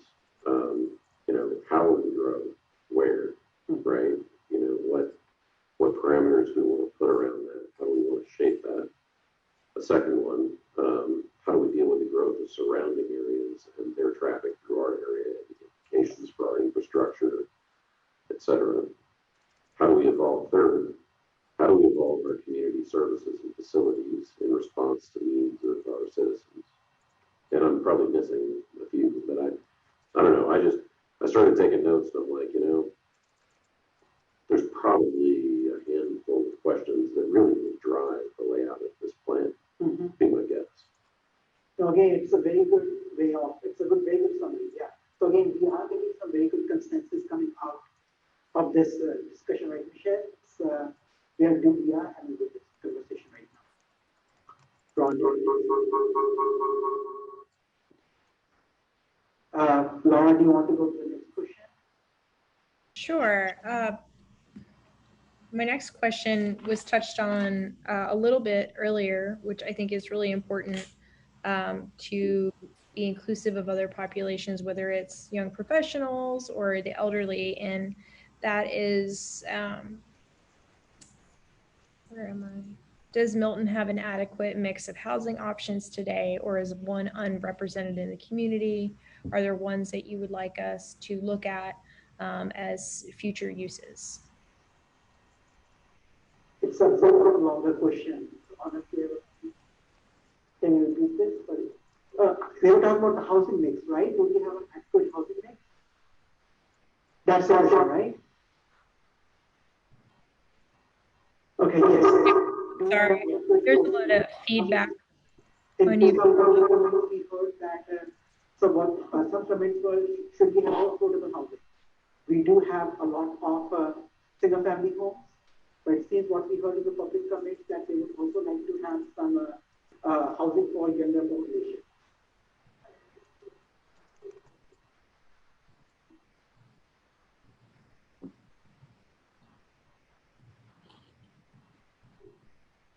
Thank you.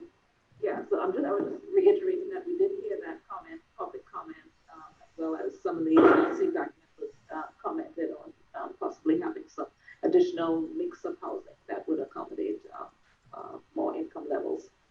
So, comments. Where would this mix of housing be located? Well, right. We're talking transition line. The transition line ends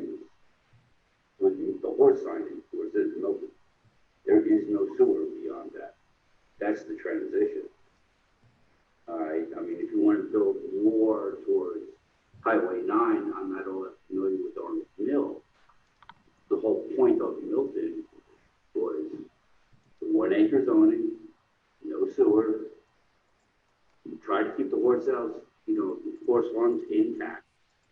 You know, of course, people pass away and taxes are involved, so they get split up. And the rules are 1 acre if it perks. Okay, we have deer fields. Deer fields could be improved. That does not mean we bring it up to Birmingham and put high density housing. With Cherokee, I mean, we have speed limits in the city that are laughed at. I live on Henderson, 35 miles an hour. I live on dirt. They clock them at 85. We only have so many police. Where's the study that says, you know, Freemanville, what's the average speed? That little speed sign that says you're doing 45 is awesome. It should be on every road because everybody sort of creeps. You're talking to the kids, all of a sudden you're doing 50. But I think we're limited. I mean, we have a finite amount of space. And, you know, the economics are making it that, yes, my children cannot buy my house. All right. Maybe someday I'll pass it on to them, but, you know, just like all of us here, we worked our way up. You know, so yeah, you started Deerfield. You know, Alpharetta is the Wild West. They turned it to the Forsyth County of Fulton. You can do whatever you want in Alpharetta. And they built those beautiful townhouses where old Milton High School was. But they did that with a bomb. I don't care how they did a plane. They put all these people in there. And when you sell a house, you sell it non-pandemic at 7 o'clock in the morning when you're trying to get out of your subdivision? I don't think so. You sell it at Saturday morning or Sunday when everybody's at church. You know, it's hard enough to get from Henderson onto Birmingham Road without getting run over. So the transition, I think, is the boundary. So when I was speaking of a transition, it's also in terms of the transition in use of, so let's use the Deerfield Shopping Center. We have Kohl's, who knows if they're going to be in business going forward, right? And you've seen all the turnover in there. So that was built as a traditional strip center. Is there an opportunity to look at that development as more of a live, work, play, whether it's like downtown Alpharetta or if it's like a mini Avalon, where you do have mixed housing with retail and businesses and such. That's what I was also speaking of in terms of transition. You know, all of a sudden we creep from 1 acre to 0.75. No. Again, that was not.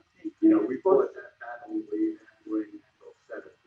My mind. No, makes sense. The question was with the Kohl's in that area. I mean, if there's enough land use there to build a mini Avalon or Halcyon, I mean, that's awesome. That's that not something that we can affordable housing. My daughter lives in Avalon, and you know, for a closet, she's paying an astronomical. Yeah, no, that's money. It's true. You know, so we're talking, you know, addressing this woman that came up with public comment. You know, it's hard. You know, trying to buy a $150,000 to $200,000 house, which in some parts of the country is expensive. You know, here, that's a bare acre. You know, don't want to stop that, but I just don't want to go down the path of creeping up. We don't want Alfred here. No, I just, Alfred, you know, way back when, you know, I've heard some of the dates where people moved in. The little history is, you know, Alfred wanted no part of us. That's why we became Milton. So, you know, we didn't get everything we want with the negotiations, and you all are very aware of that. But I consider us distinctly different than Alfred. Alfred always wanted to be Roswell. Well, now they are. And, you know, I don't want to be Roswell. Larry, I'd like to go back to where we started when we did that round the table. And a number of us said, what do we like about this place? And it was the rural nature of it. That's what makes us unique. Moving to 0.75 acre lots, don't mean to pick on you for that, but it doesn't make any sense to me. I think we need to preserve, the word preservation was used around this table when we went around the first time. I'm not sure what we're doing right now is talking about the preservation of this place and the maintenance of how special it is to so many people. And Parag, we got into this when you mentioned we were going to grow to 60,000 people, or perhaps it was Michelle, I don't recall. It's an assumption we're going to grow to 60,000 people. And I think we need to ask ourselves, do we want to grow to 60,000 people? Will we be special if we're at 60,000 people? Or how can we be special if we're at 60,000 people? But not simply accept that we're going to go to 60,000 people. And thereby, if we're going to get there, how do we get there? Oh, 3/4 acre lots. Sorry, John. That's okay. But I'm very hesitant to go down very far down this path that we're going on right now without really sussing out the sense of the community, as I believe Sunit was talking about a few minutes ago. But even if we went to 50,000, which isn't that much of a stretch, that's 10,000 more people. And you can figure out, well, that's a lot of houses. So we have to somehow figure out how we're going to make growth, because growth is going to happen. And with that's going to come schools and other things that are going to be in someone's backyard, in probably the more rural areas of our community. And there are tools that we can use, Todd, that we've used in the past, TDRs.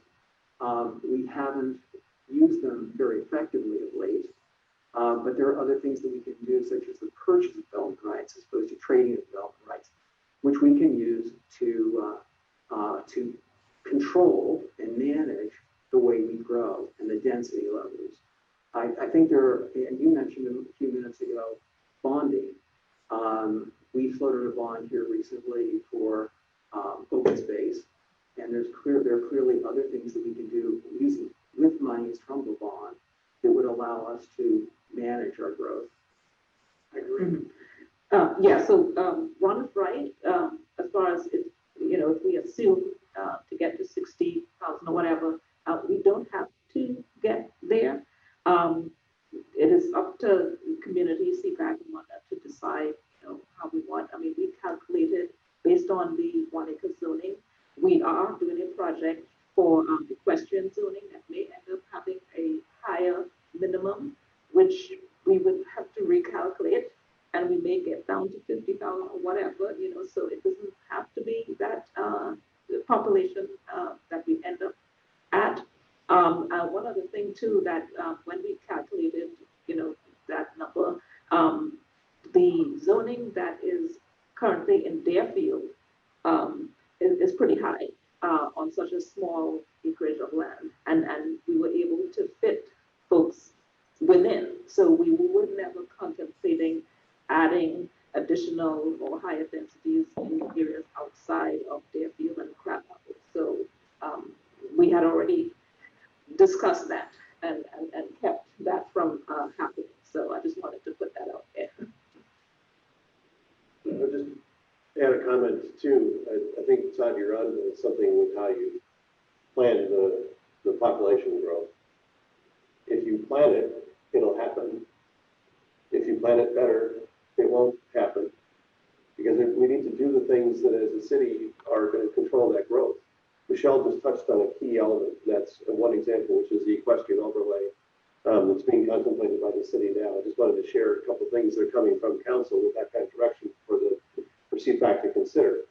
That equestrian overlay is one of those. We just finished the tree ordinance as well that was adopted that's putting in incentives for tree preservation, and you get incentives if you're doing larger lot development where the balance comes where the tree save may be not as burdensome if you're willing to go to larger lot development. So there's a new incentive that's out there for a larger than 1 acre lot development for developers to consider. So those are two definite actions that the city is taking to move toward less density growth rather than more. And we look forward to ideas coming out of CPAC that might encourage more of those kinds of. But these are just two programs, right? Maybe CPAC will, as part of the comprehensive plan, maybe we can come up with some more programs that will talk more about such priorities. Yeah, when we did that calculation, we didn't have our green space bond, which we bought 400 plus acres of land. So that's off the plate right now with the 1 acre lot sold residential. So that too, right?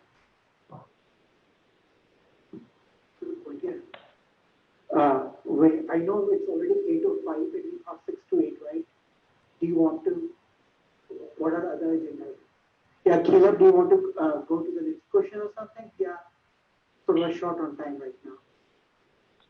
Sure, I have a lot of questions. We are also going to be doing separate interviews talking to the CPAC. I can ask some more questions, or I can talk about our next steps. It's up to y'all.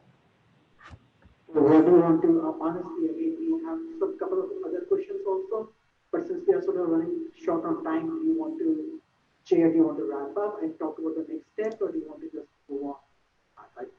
Well, I looked at the group. Should we try to forge forward? They have several questions to make this a productive meeting, or would you like to move to break and have them, I believe Laura was saying that you'd be reaching out separately. Is there a sense of the group as to whether you'd like to continue this evening? We're here. Yeah, so let's go. Ask for the question. Go ahead, Laura. Oh, okay, sorry. That's your cue. Okay.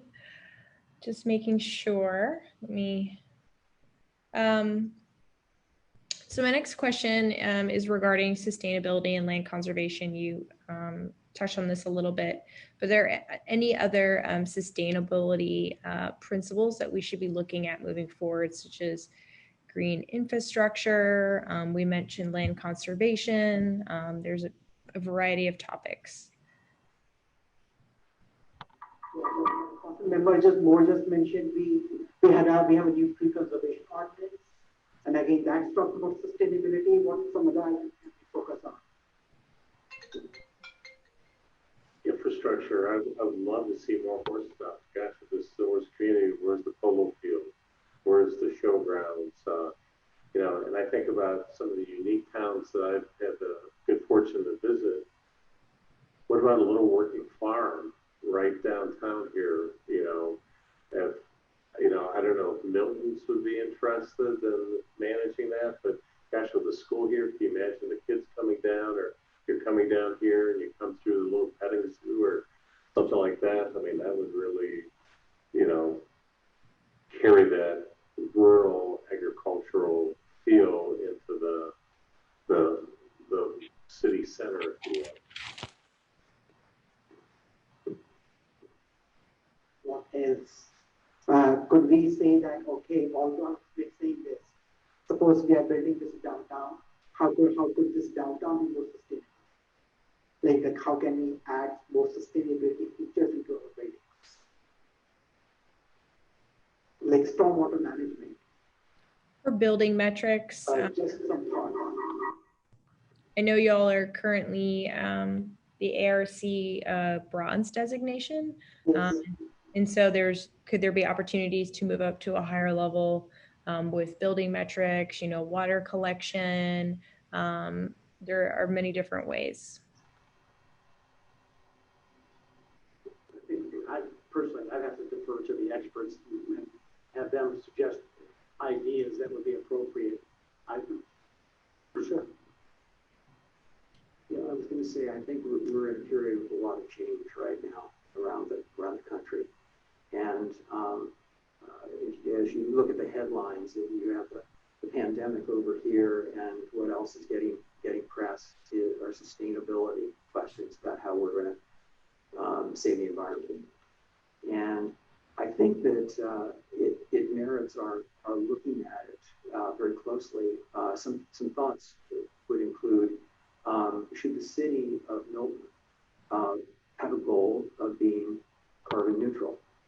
So would this just be the government, or could the broader community participate in something like that?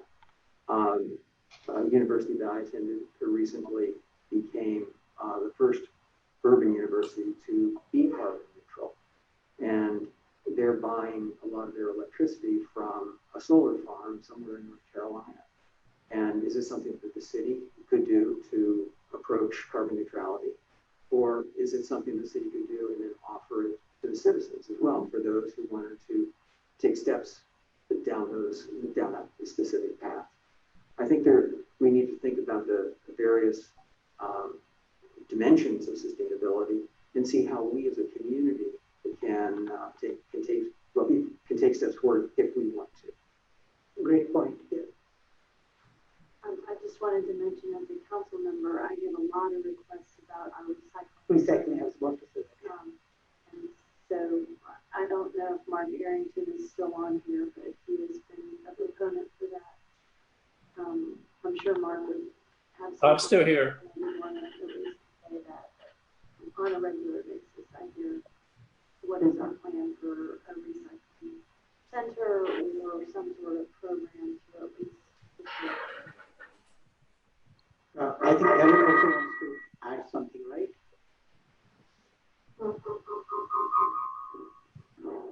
Laura, can you hear Yes. me okay? I can. Laura, I heard somebody mention my name. It's sort of hard to hear, but one of the things that you talked about in terms of sustainability was right now with COVID-19, so many of our citizens that are really religious about recycling would always visit the Roswell Recycling Center off of Maxwell Road. And because of COVID-19, the facilitators there have closed it down to only Roswell residents. And one of the things that people email me a lot about is what do we do? Where do we go? And I think part of that problem is because we do have a lack of a comprehensive solid waste plan where it's being furnished by the city or managed by the city. And we're talking about a 2040 plan here that we're working on. I sure would hate to think that in 20 years, we're still going to have haulers running around. Some are doing it right. I live in Cricket Creek, and we're lucky to have waste management that offers single stream recycling, bulky trash pickup a couple of times a year. They're really good about what they're doing. But a lot of these people are using smaller haulers, particularly some of the older folks that like it, that the smaller haulers come up into their driveway and pick up their trash. Unfortunately, they don't believe that those haulers are actually recycling. So I'll circle back around to my original statement.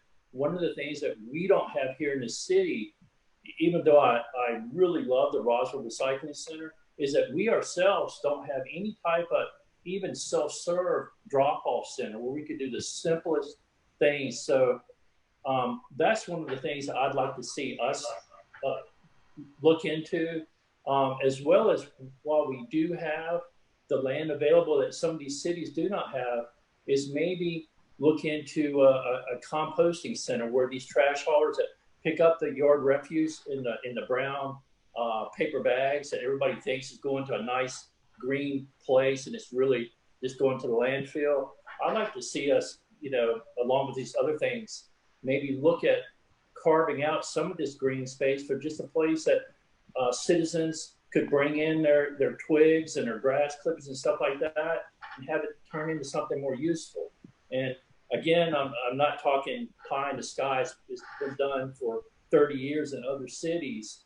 I think that's going to be my thing that I try to bring to this effort is just looking at things like this. Again, drop-offs, comprehensive trash management. I know it's not a sexy thing to think about, but us humans, we're a nasty bunch, and we've got our trash, and I think right now we're looking at what, right under 40,000 people in Milton. Can you imagine what it's going to be like in 20 more years? And I just, as much as I like the whole free enterprise system, these with the trash haulers have probably been doing this long before I arrived when we were a county. I just don't think it's the way that we can, as a sustainable city, continue to operate. And you mentioned right now we're a brown, I forgot what the category was, but you know, maybe that's ways that we can improve going from brown to whatever the next level up is doing some of these really simple things that are already being done around our community. So that's all I got to say on that. Wonderful, thank you. And we'll have Southface engaged in this process in our public meetings and community education sessions where we can go into more depth and into more technicalities with how to move forward for the next 20 years. Great, thank you. You're very welcome. I do have one last thing I'm curious about. I know that moving forward that teleworking may become a lot more prevalent, not just because of COVID, but moving forward, some companies may change their policies and people stay home more often. And I just wanted to hear from y'all how it's affected your day-to-day life, whether it's daily trips, leisure time, weekly activities, shopping, how your housing choices may change in the future.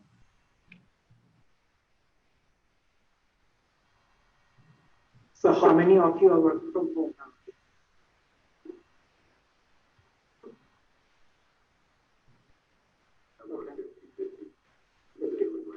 I am. I can't say COVID has really impacted my lifestyle. I pretty much stay on my property for a little public. You have a big property, right? Roads, you know. But I think that's one of the that we haven't done yet is technology. I think we're struggling with a few. I think everybody's working on putting a greater burden on technology. I think if you look at our demographics, income level, there's an expectation of technology that as a city, we're going to need to have, broadband, high speed, internet, those types of things. If we're going to, survive. I think this COVID-19 was first, you look at the technology today. But as a city, what can we do to utilize that and look at the impact technology is going to have on our. And also, I think we looked at too, we engage the public, we talked about having a website. Everybody's got, what about some type of, outreach through, getting emails, getting people signed up for that, getting, even as far as you look at, apps that are out there that push a lot of data to people as they need quick surveys, those types of things. You look at about, Facebook and some of the social media, how can we leverage that to get put back on this, but also I think in the city, to be in the forefront of technology, because I think our starter that is. Like today also in the office, we were discussing like most of the people like us, we do our shopping online these days, right? Then how would it impact the retail market? Like how would it impact our commercial base? So what sort of changes should we need to plan for the next 10 years? And how will that thing change? And nowadays, even for grocery, right? You can order grocery online and they can basically ship to your address. So how will this, and only this COVID is only, I would say, accelerating what was already happening. It is a really good point. I can tell you right now, I live in North Valley, and we're not real happy with our, commercial internet service options. And I suspect there's quite a few of the neighborhoods that aren't particularly happy either. What do we do about that in this context? I have no idea. But we've pursued some things with a couple of companies and haven't been able to really get a satisfactory response. So I don't know what to do with that information, but it's probably something we should be talking about.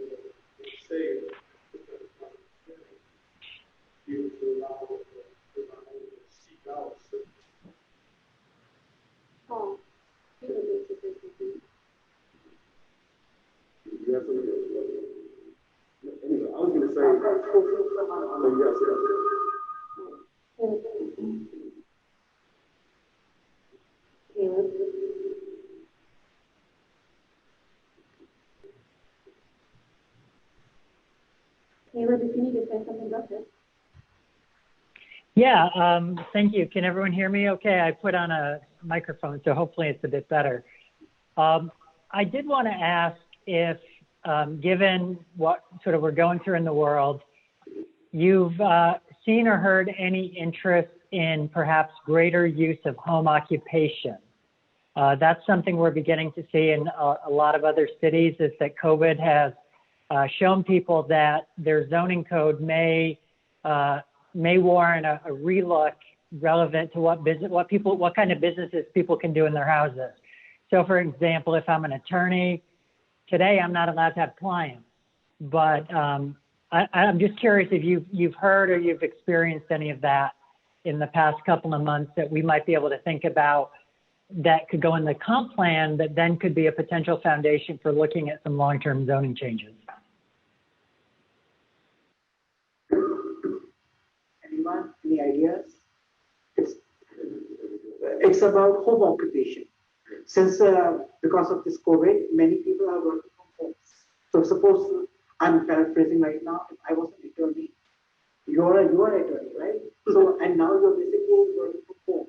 So you will say that, okay, I don't need an office. I can basically work this thing from my home also. So although I'm not having clients right now, but maybe you will start inviting clients to your home.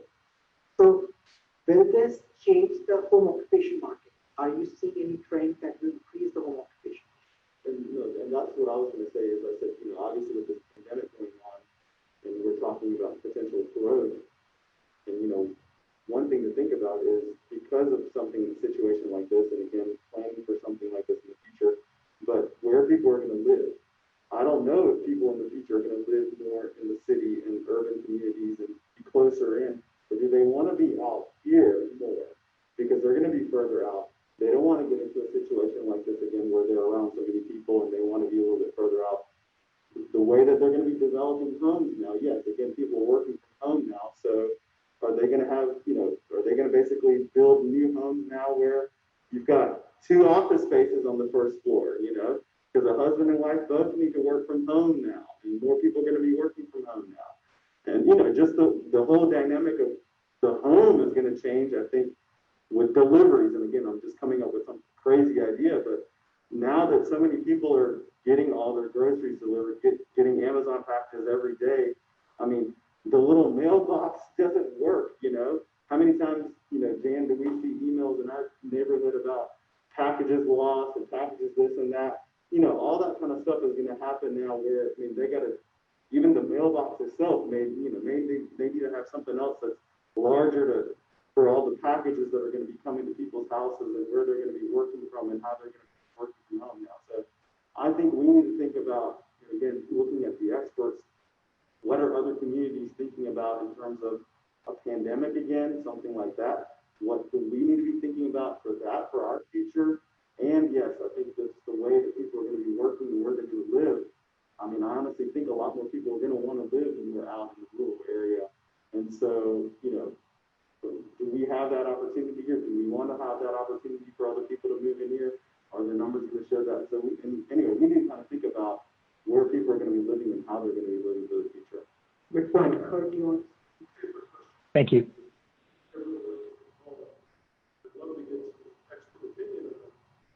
What's the impact on our traffic situation? Who says it was like that? And I know a lot of companies that are not renewing. I know a number of companies that are not renewing their corporate leases. We talked about that earlier.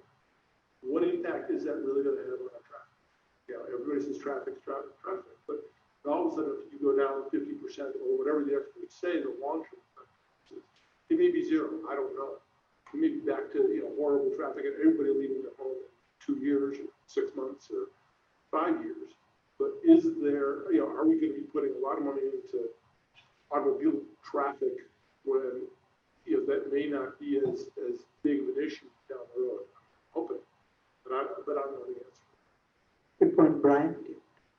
Well, as a physician, no pandemic has ever lasted forever.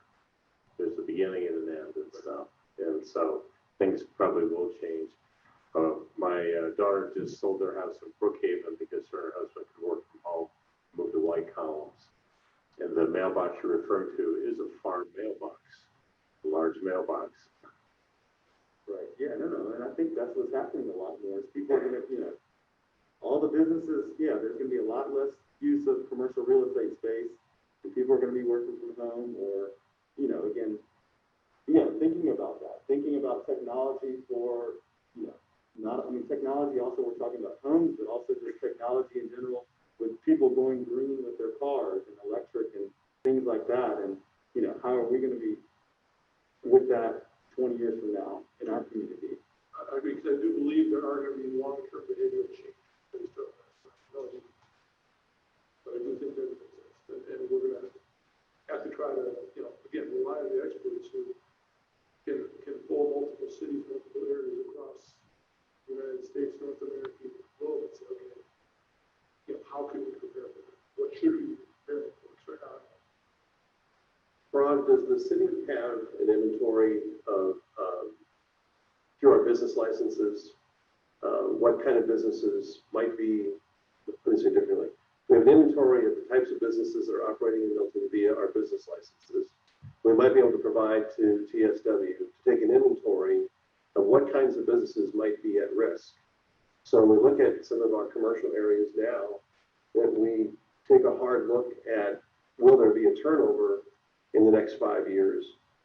So when we talk about needed growth areas, are we going to actually have a decline in brick and mortar before we see a resurgence after our lives go back to a more sense of normal after the pandemic is passed?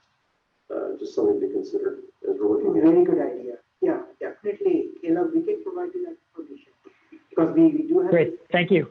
We can break down into different categories. Great. Yes, sir. I've got interest in some properties that are further out, like Jasper, Ball Ground, those areas. And being in the real estate industry for as many years as I have noticed that I had sold 5 lots that were, in my opinion, when I bought them, unsellable. And I sold all 5 lots in the last 60 days. And it is people, in the interesting part is you think it'd be older people wanting to move out to farmland or wherever it may be. But what I found out, it was younger people that their jobs actually were at home, and their driving force was whether or not they could get high-speed internet, whether they would buy those lots. And the city of Marietta in the early 2000s, they set aside and built a fiber optic plan for their city, and they were selling.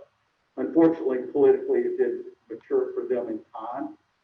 The city, just as the city gave away something, they sold it really cheap. That was, they put $20 million into over a period of 10, 12 years. And the politics where we're wasting our money. Within a few years after they had dispensed of this particular position, fiber optics went nuts, and that company makes more money in a year than what the city lost in 12 years. So funding, some subsidiary type funding from a municipality is one of the ways that you would generate the ability to have this fiber optics in more places.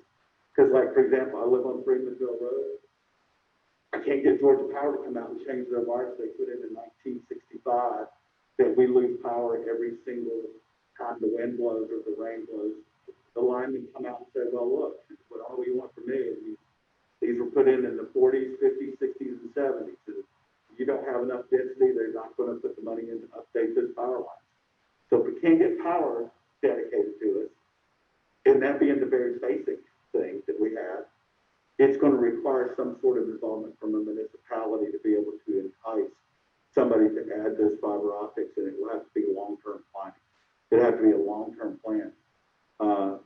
I was part of the city of Marietta's project with the fiber optics, and I supported it over a decade or longer. And every time we had an election cycle, it was one of the things that people beat up the city over, that you lost X amount of money on this project that they had, and then only for us to be able to sell it, and then all of a sudden it'd be worth an absolute fortune. The city of Marietta has their own power company, water, and all of that, and those were investments they made in the early 1900s as it was available to be done. And it took a lot for those leaders to do that at that time. It will take a lot for our leaders to take and provide that type of support to get infrastructure that will improve our city. For every Marietta, there's a Chattanooga. Chattanooga is a city made an effort to focus on bringing projects. A number of those words for having the fastest fiber, the fastest. And if you look at that, they've done some tremendous studies that show the economic boom is parallel with the rollout of the, and they've gone one step further, getting into content. Again, getting back to what our residents are going to require. People look, you'll make buy this. Can I get that? What's the best time? What can I get that? Can I work from home? Can I have 2 or 3 people work? Absolutely. Rob, just a quick comment on that, because Colt hit on it and you brought it up again on there is no working at home without the high-speed internet. And our large parcels are actually the ones that the providers are skipping over. So folks that have come into our city to buy the farms are now finding out it's $10,000 to get internet. And that's something that we really need to pay attention to, because that's de-incentivizing our large parcels. Great point. Yeah. Caleb, Laura, do you want to move to the next question? You have, I think you were saying last question, right?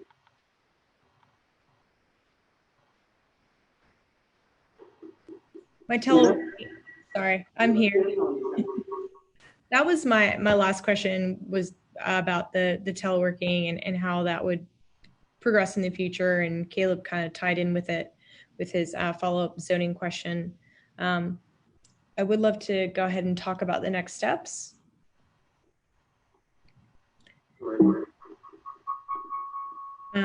So just a reminder that our first public meeting will be September 2nd at 6 p.m. via Zoom and Facebook Live. And we'd love for you all to join us then and to get the word out. We will be canvassing Milton and advertising online. We had some great ideas to engage the local HOAs, and so we'll work with the city and try to get the word out that way as well. Nextdoor and Facebook are also great platforms for spreading the news, and so we will update you with those methods via email and let you know how we're getting the word out. And also, we do have some homework for you. I know a lot of you were involved in the previous comprehensive planning process, but if you'd like to brush up on the material or you haven't read the previous plan in totality, we'd love for you to go ahead and do that. And so when we engage you further, and also when you talk to others in the community, you can continue to be stewards and educate them about the process that we're undergoing right now. And thank you. Thank you all for being here. We really appreciate your time and your dedication to Milton. And again, y'all are the biggest part of this plan. It's the city, the CPAC, and the residents, and we're here to listen and to distill that information for a path forward for you guys. And if there are any other final comments, I'm here to listen. Otherwise, I've really appreciated your time, and thank you. Thank you. Yeah, question. At least as someone said earlier, given that we're in a pandemic and no one's traveling, no one can do anything else, is there a way to condense that timeline? So it's like doing one thing 1 month and waiting another. But some of that for the public meetings, I understand. But is there any? It almost seems like we work backwards. Say, oh, it has to be done in October, so let's roll this backwards. Is there any way to condense that while everyone is available during the pandemic? We definitely can. Again, if this is so again, our comprehensive planning process generally takes around 12 months to 16 months to 18 months sort of a thing based on our past experience. So, and we do have around 16 months right now. So this is sort of a average time which it takes to complete a comprehensive plan. But if you want to, if the CPAC committee members want to condense it further, we can definitely take a look. I just want to ask one more time, is there any value in creating a survey that's sent out to every single citizen of Milton compared to doing these Zoom meetings. No, definitely, I think Michelle helped me. So we will be sending out an online survey, right? Yes. Because it seems like it'd be either one or the other, because you start getting information from Zoom, and then you have the survey, and then you can't really combine those two. That was the problem we ran into with the whole trail committee and everything. You have all this information, but it's meaningless. So, won't they be presenting some information? Yeah. Yeah, yeah. You can't do the survey. Won't DSW be making a presentation? Yeah, so we're required to have a robust public participation per DCA. So we can't just say we did a survey. We have to have public meetings. We have to show that we reached out several areas, several diverse communities, and so on. So we have to run that process. So we get a lot of good feedback from surveys in the past. We've had that, and we definitely need to reach out via Facebook, via in person, whatever we have available. We have to implement all the tactics to get as many people involved and as many comments and from diverse communities within Milton. So that's what we have planned. Dan's point, I thought I heard Sarah say there's some collaboration software that they're suggesting to essentially put the plans out there for sticky note sort of collaboration that you don't actually have to do in person. Is that true? Yes, that is true. There's software and apps and whatnot available for people to do that stuff. Did you have somebody? Yes. And yeah, social pinpoint, yeah. So we're doing both. We're doing interactive. Exactly. Okay. Yeah. Mm-hmm. We did a survey when we did the original. Mm-hmm. Yes. Yeah, and that was mailed. That was the last grade, but we did. It was by mail. Yes. Yeah, yeah, I remember when I came in and I scanned all of them. We're light years ahead from the first one we did. Yeah. We're on, we have a foundation. Right? Yeah. And we have also the benefit looking back at what worked and what hasn't. Mm-hmm. We don't blame you for that, Michelle. It was a lot of, I enjoyed reading the comments though. I would say in terms of trying to get the feedback is like if you all can even help in putting together, like here's a blurb that you guys could use to send that to your friends to post on Facebook, with the links, with the whatever the case may be. So that way it's easy for us at least to get it out to people. And then if other people can do the same thing, it just makes it easier. And it's the same message that's coming from the city or whatever, like here's the information, here's how they can go to it. So that way it's just easier for us to get it out to people and they can get it out as well. I can speak. We'll be creating marketing materials for this first upcoming meeting, and we usually make these little social media postcards that we post on Facebook, Instagram, Twitter, and we can email that out to you guys. So you can post it on your HOA or your next door, email it to your friends and colleagues, and it would be the same consistent image with the same text, going out to everybody.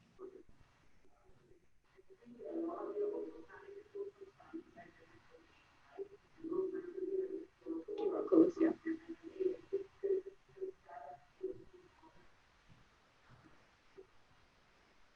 And then how do you ensure that only Milton residents participate in the Zoom? We usually ask for an address. Do you have an answer to that one?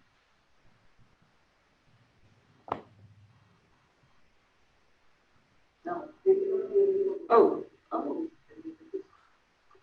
Laura, do you have an answer for how you? Oh, so typically we do ask if we do an online survey or, we meet people during engagement if they live in Milton.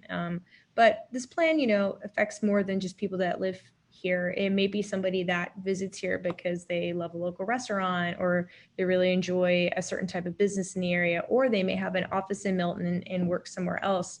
So it's important to be, to think about those other populations that may come through Milton to establish a business or to patron their favorite restaurant here. as well as the permanent residents.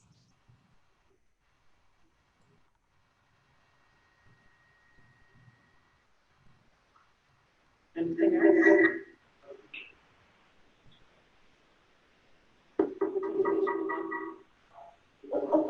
Great. Yeah. Feedback. So we have our website link already, and so that can, I mean, it's on. We're gonna send out a presentation for that information, and then within the next week or so, we will have. Oh, she can't hear me.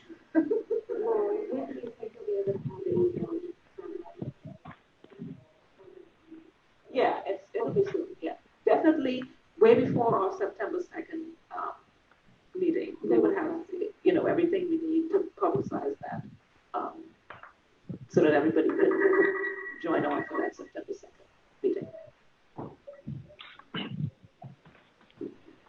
Okay. All right, so I think, Ron, we should close and call public comment.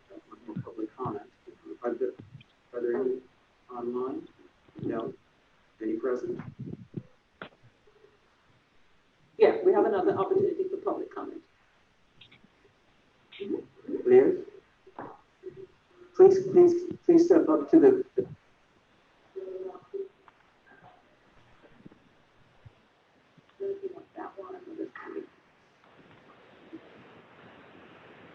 Just please state your name and address, please. Milton. I live on Burgess Road, just off Hopewell. And I'm very much interested in these proceedings because my husband is a planner, has been a planner for our entire lives. He's worked internationally and nationally. And we moved here because I have a horse. And I wanted to be in a place that I didn't have to commute long distances to be close to my horse. And I found, is this TSW, can they hear me now? Yes. I would like to say this if I may. I think this presentation was not a very good one to this committee because it was very difficult to hear them. I don't feel they were prepared in such a way as to be leading this and expected so much from us, who I would assume the majority of people here are non-professionals in the planning stages. So I feel I would have liked to have been led more by the group that we are paying probably a fair amount of money to for this kind of situation. So I would hope, given that it's COVID and such, I do understand that, but with proper precautions, I believe that this organization should make an in-person presentation. It would be much more effective. We could interact much more carefully and get out more from this than what I got tonight. I'm not a professional, but I've heard from so many years from him. I know the lingo, I know what's going on, and I think they should be here in person. And I don't approve of this Zoom or Facebook kind of thing. For my tax dollars and our tax dollars, I believe that they should be here in person and make the effort. Thank you. Thank you. That was the voice of a citizen. From my vantage point here, I agree with her wholeheartedly. I think this Zoom did not work tonight.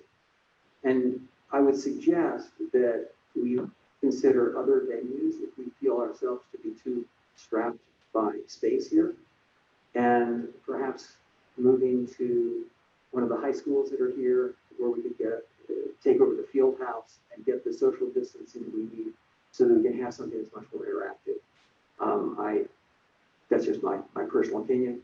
I open it up to my colleagues in the committee as to whether they feel that's the case or not, whether we were successful or not tonight. Yeah, I think tonight was probably less important to have facilitated kind of sessions, but for sure, every future session is going to be, I would say, a highly interactive discussion, facilitation, yada, yada, yada. Everybody's got to be here. Yeah. Anyone else? Okay, and I think now, Parag, you have a sense of the committee with regard to what our future meetings should be like. Well, there are no public comments other than the one we just had, and thank you very much for that.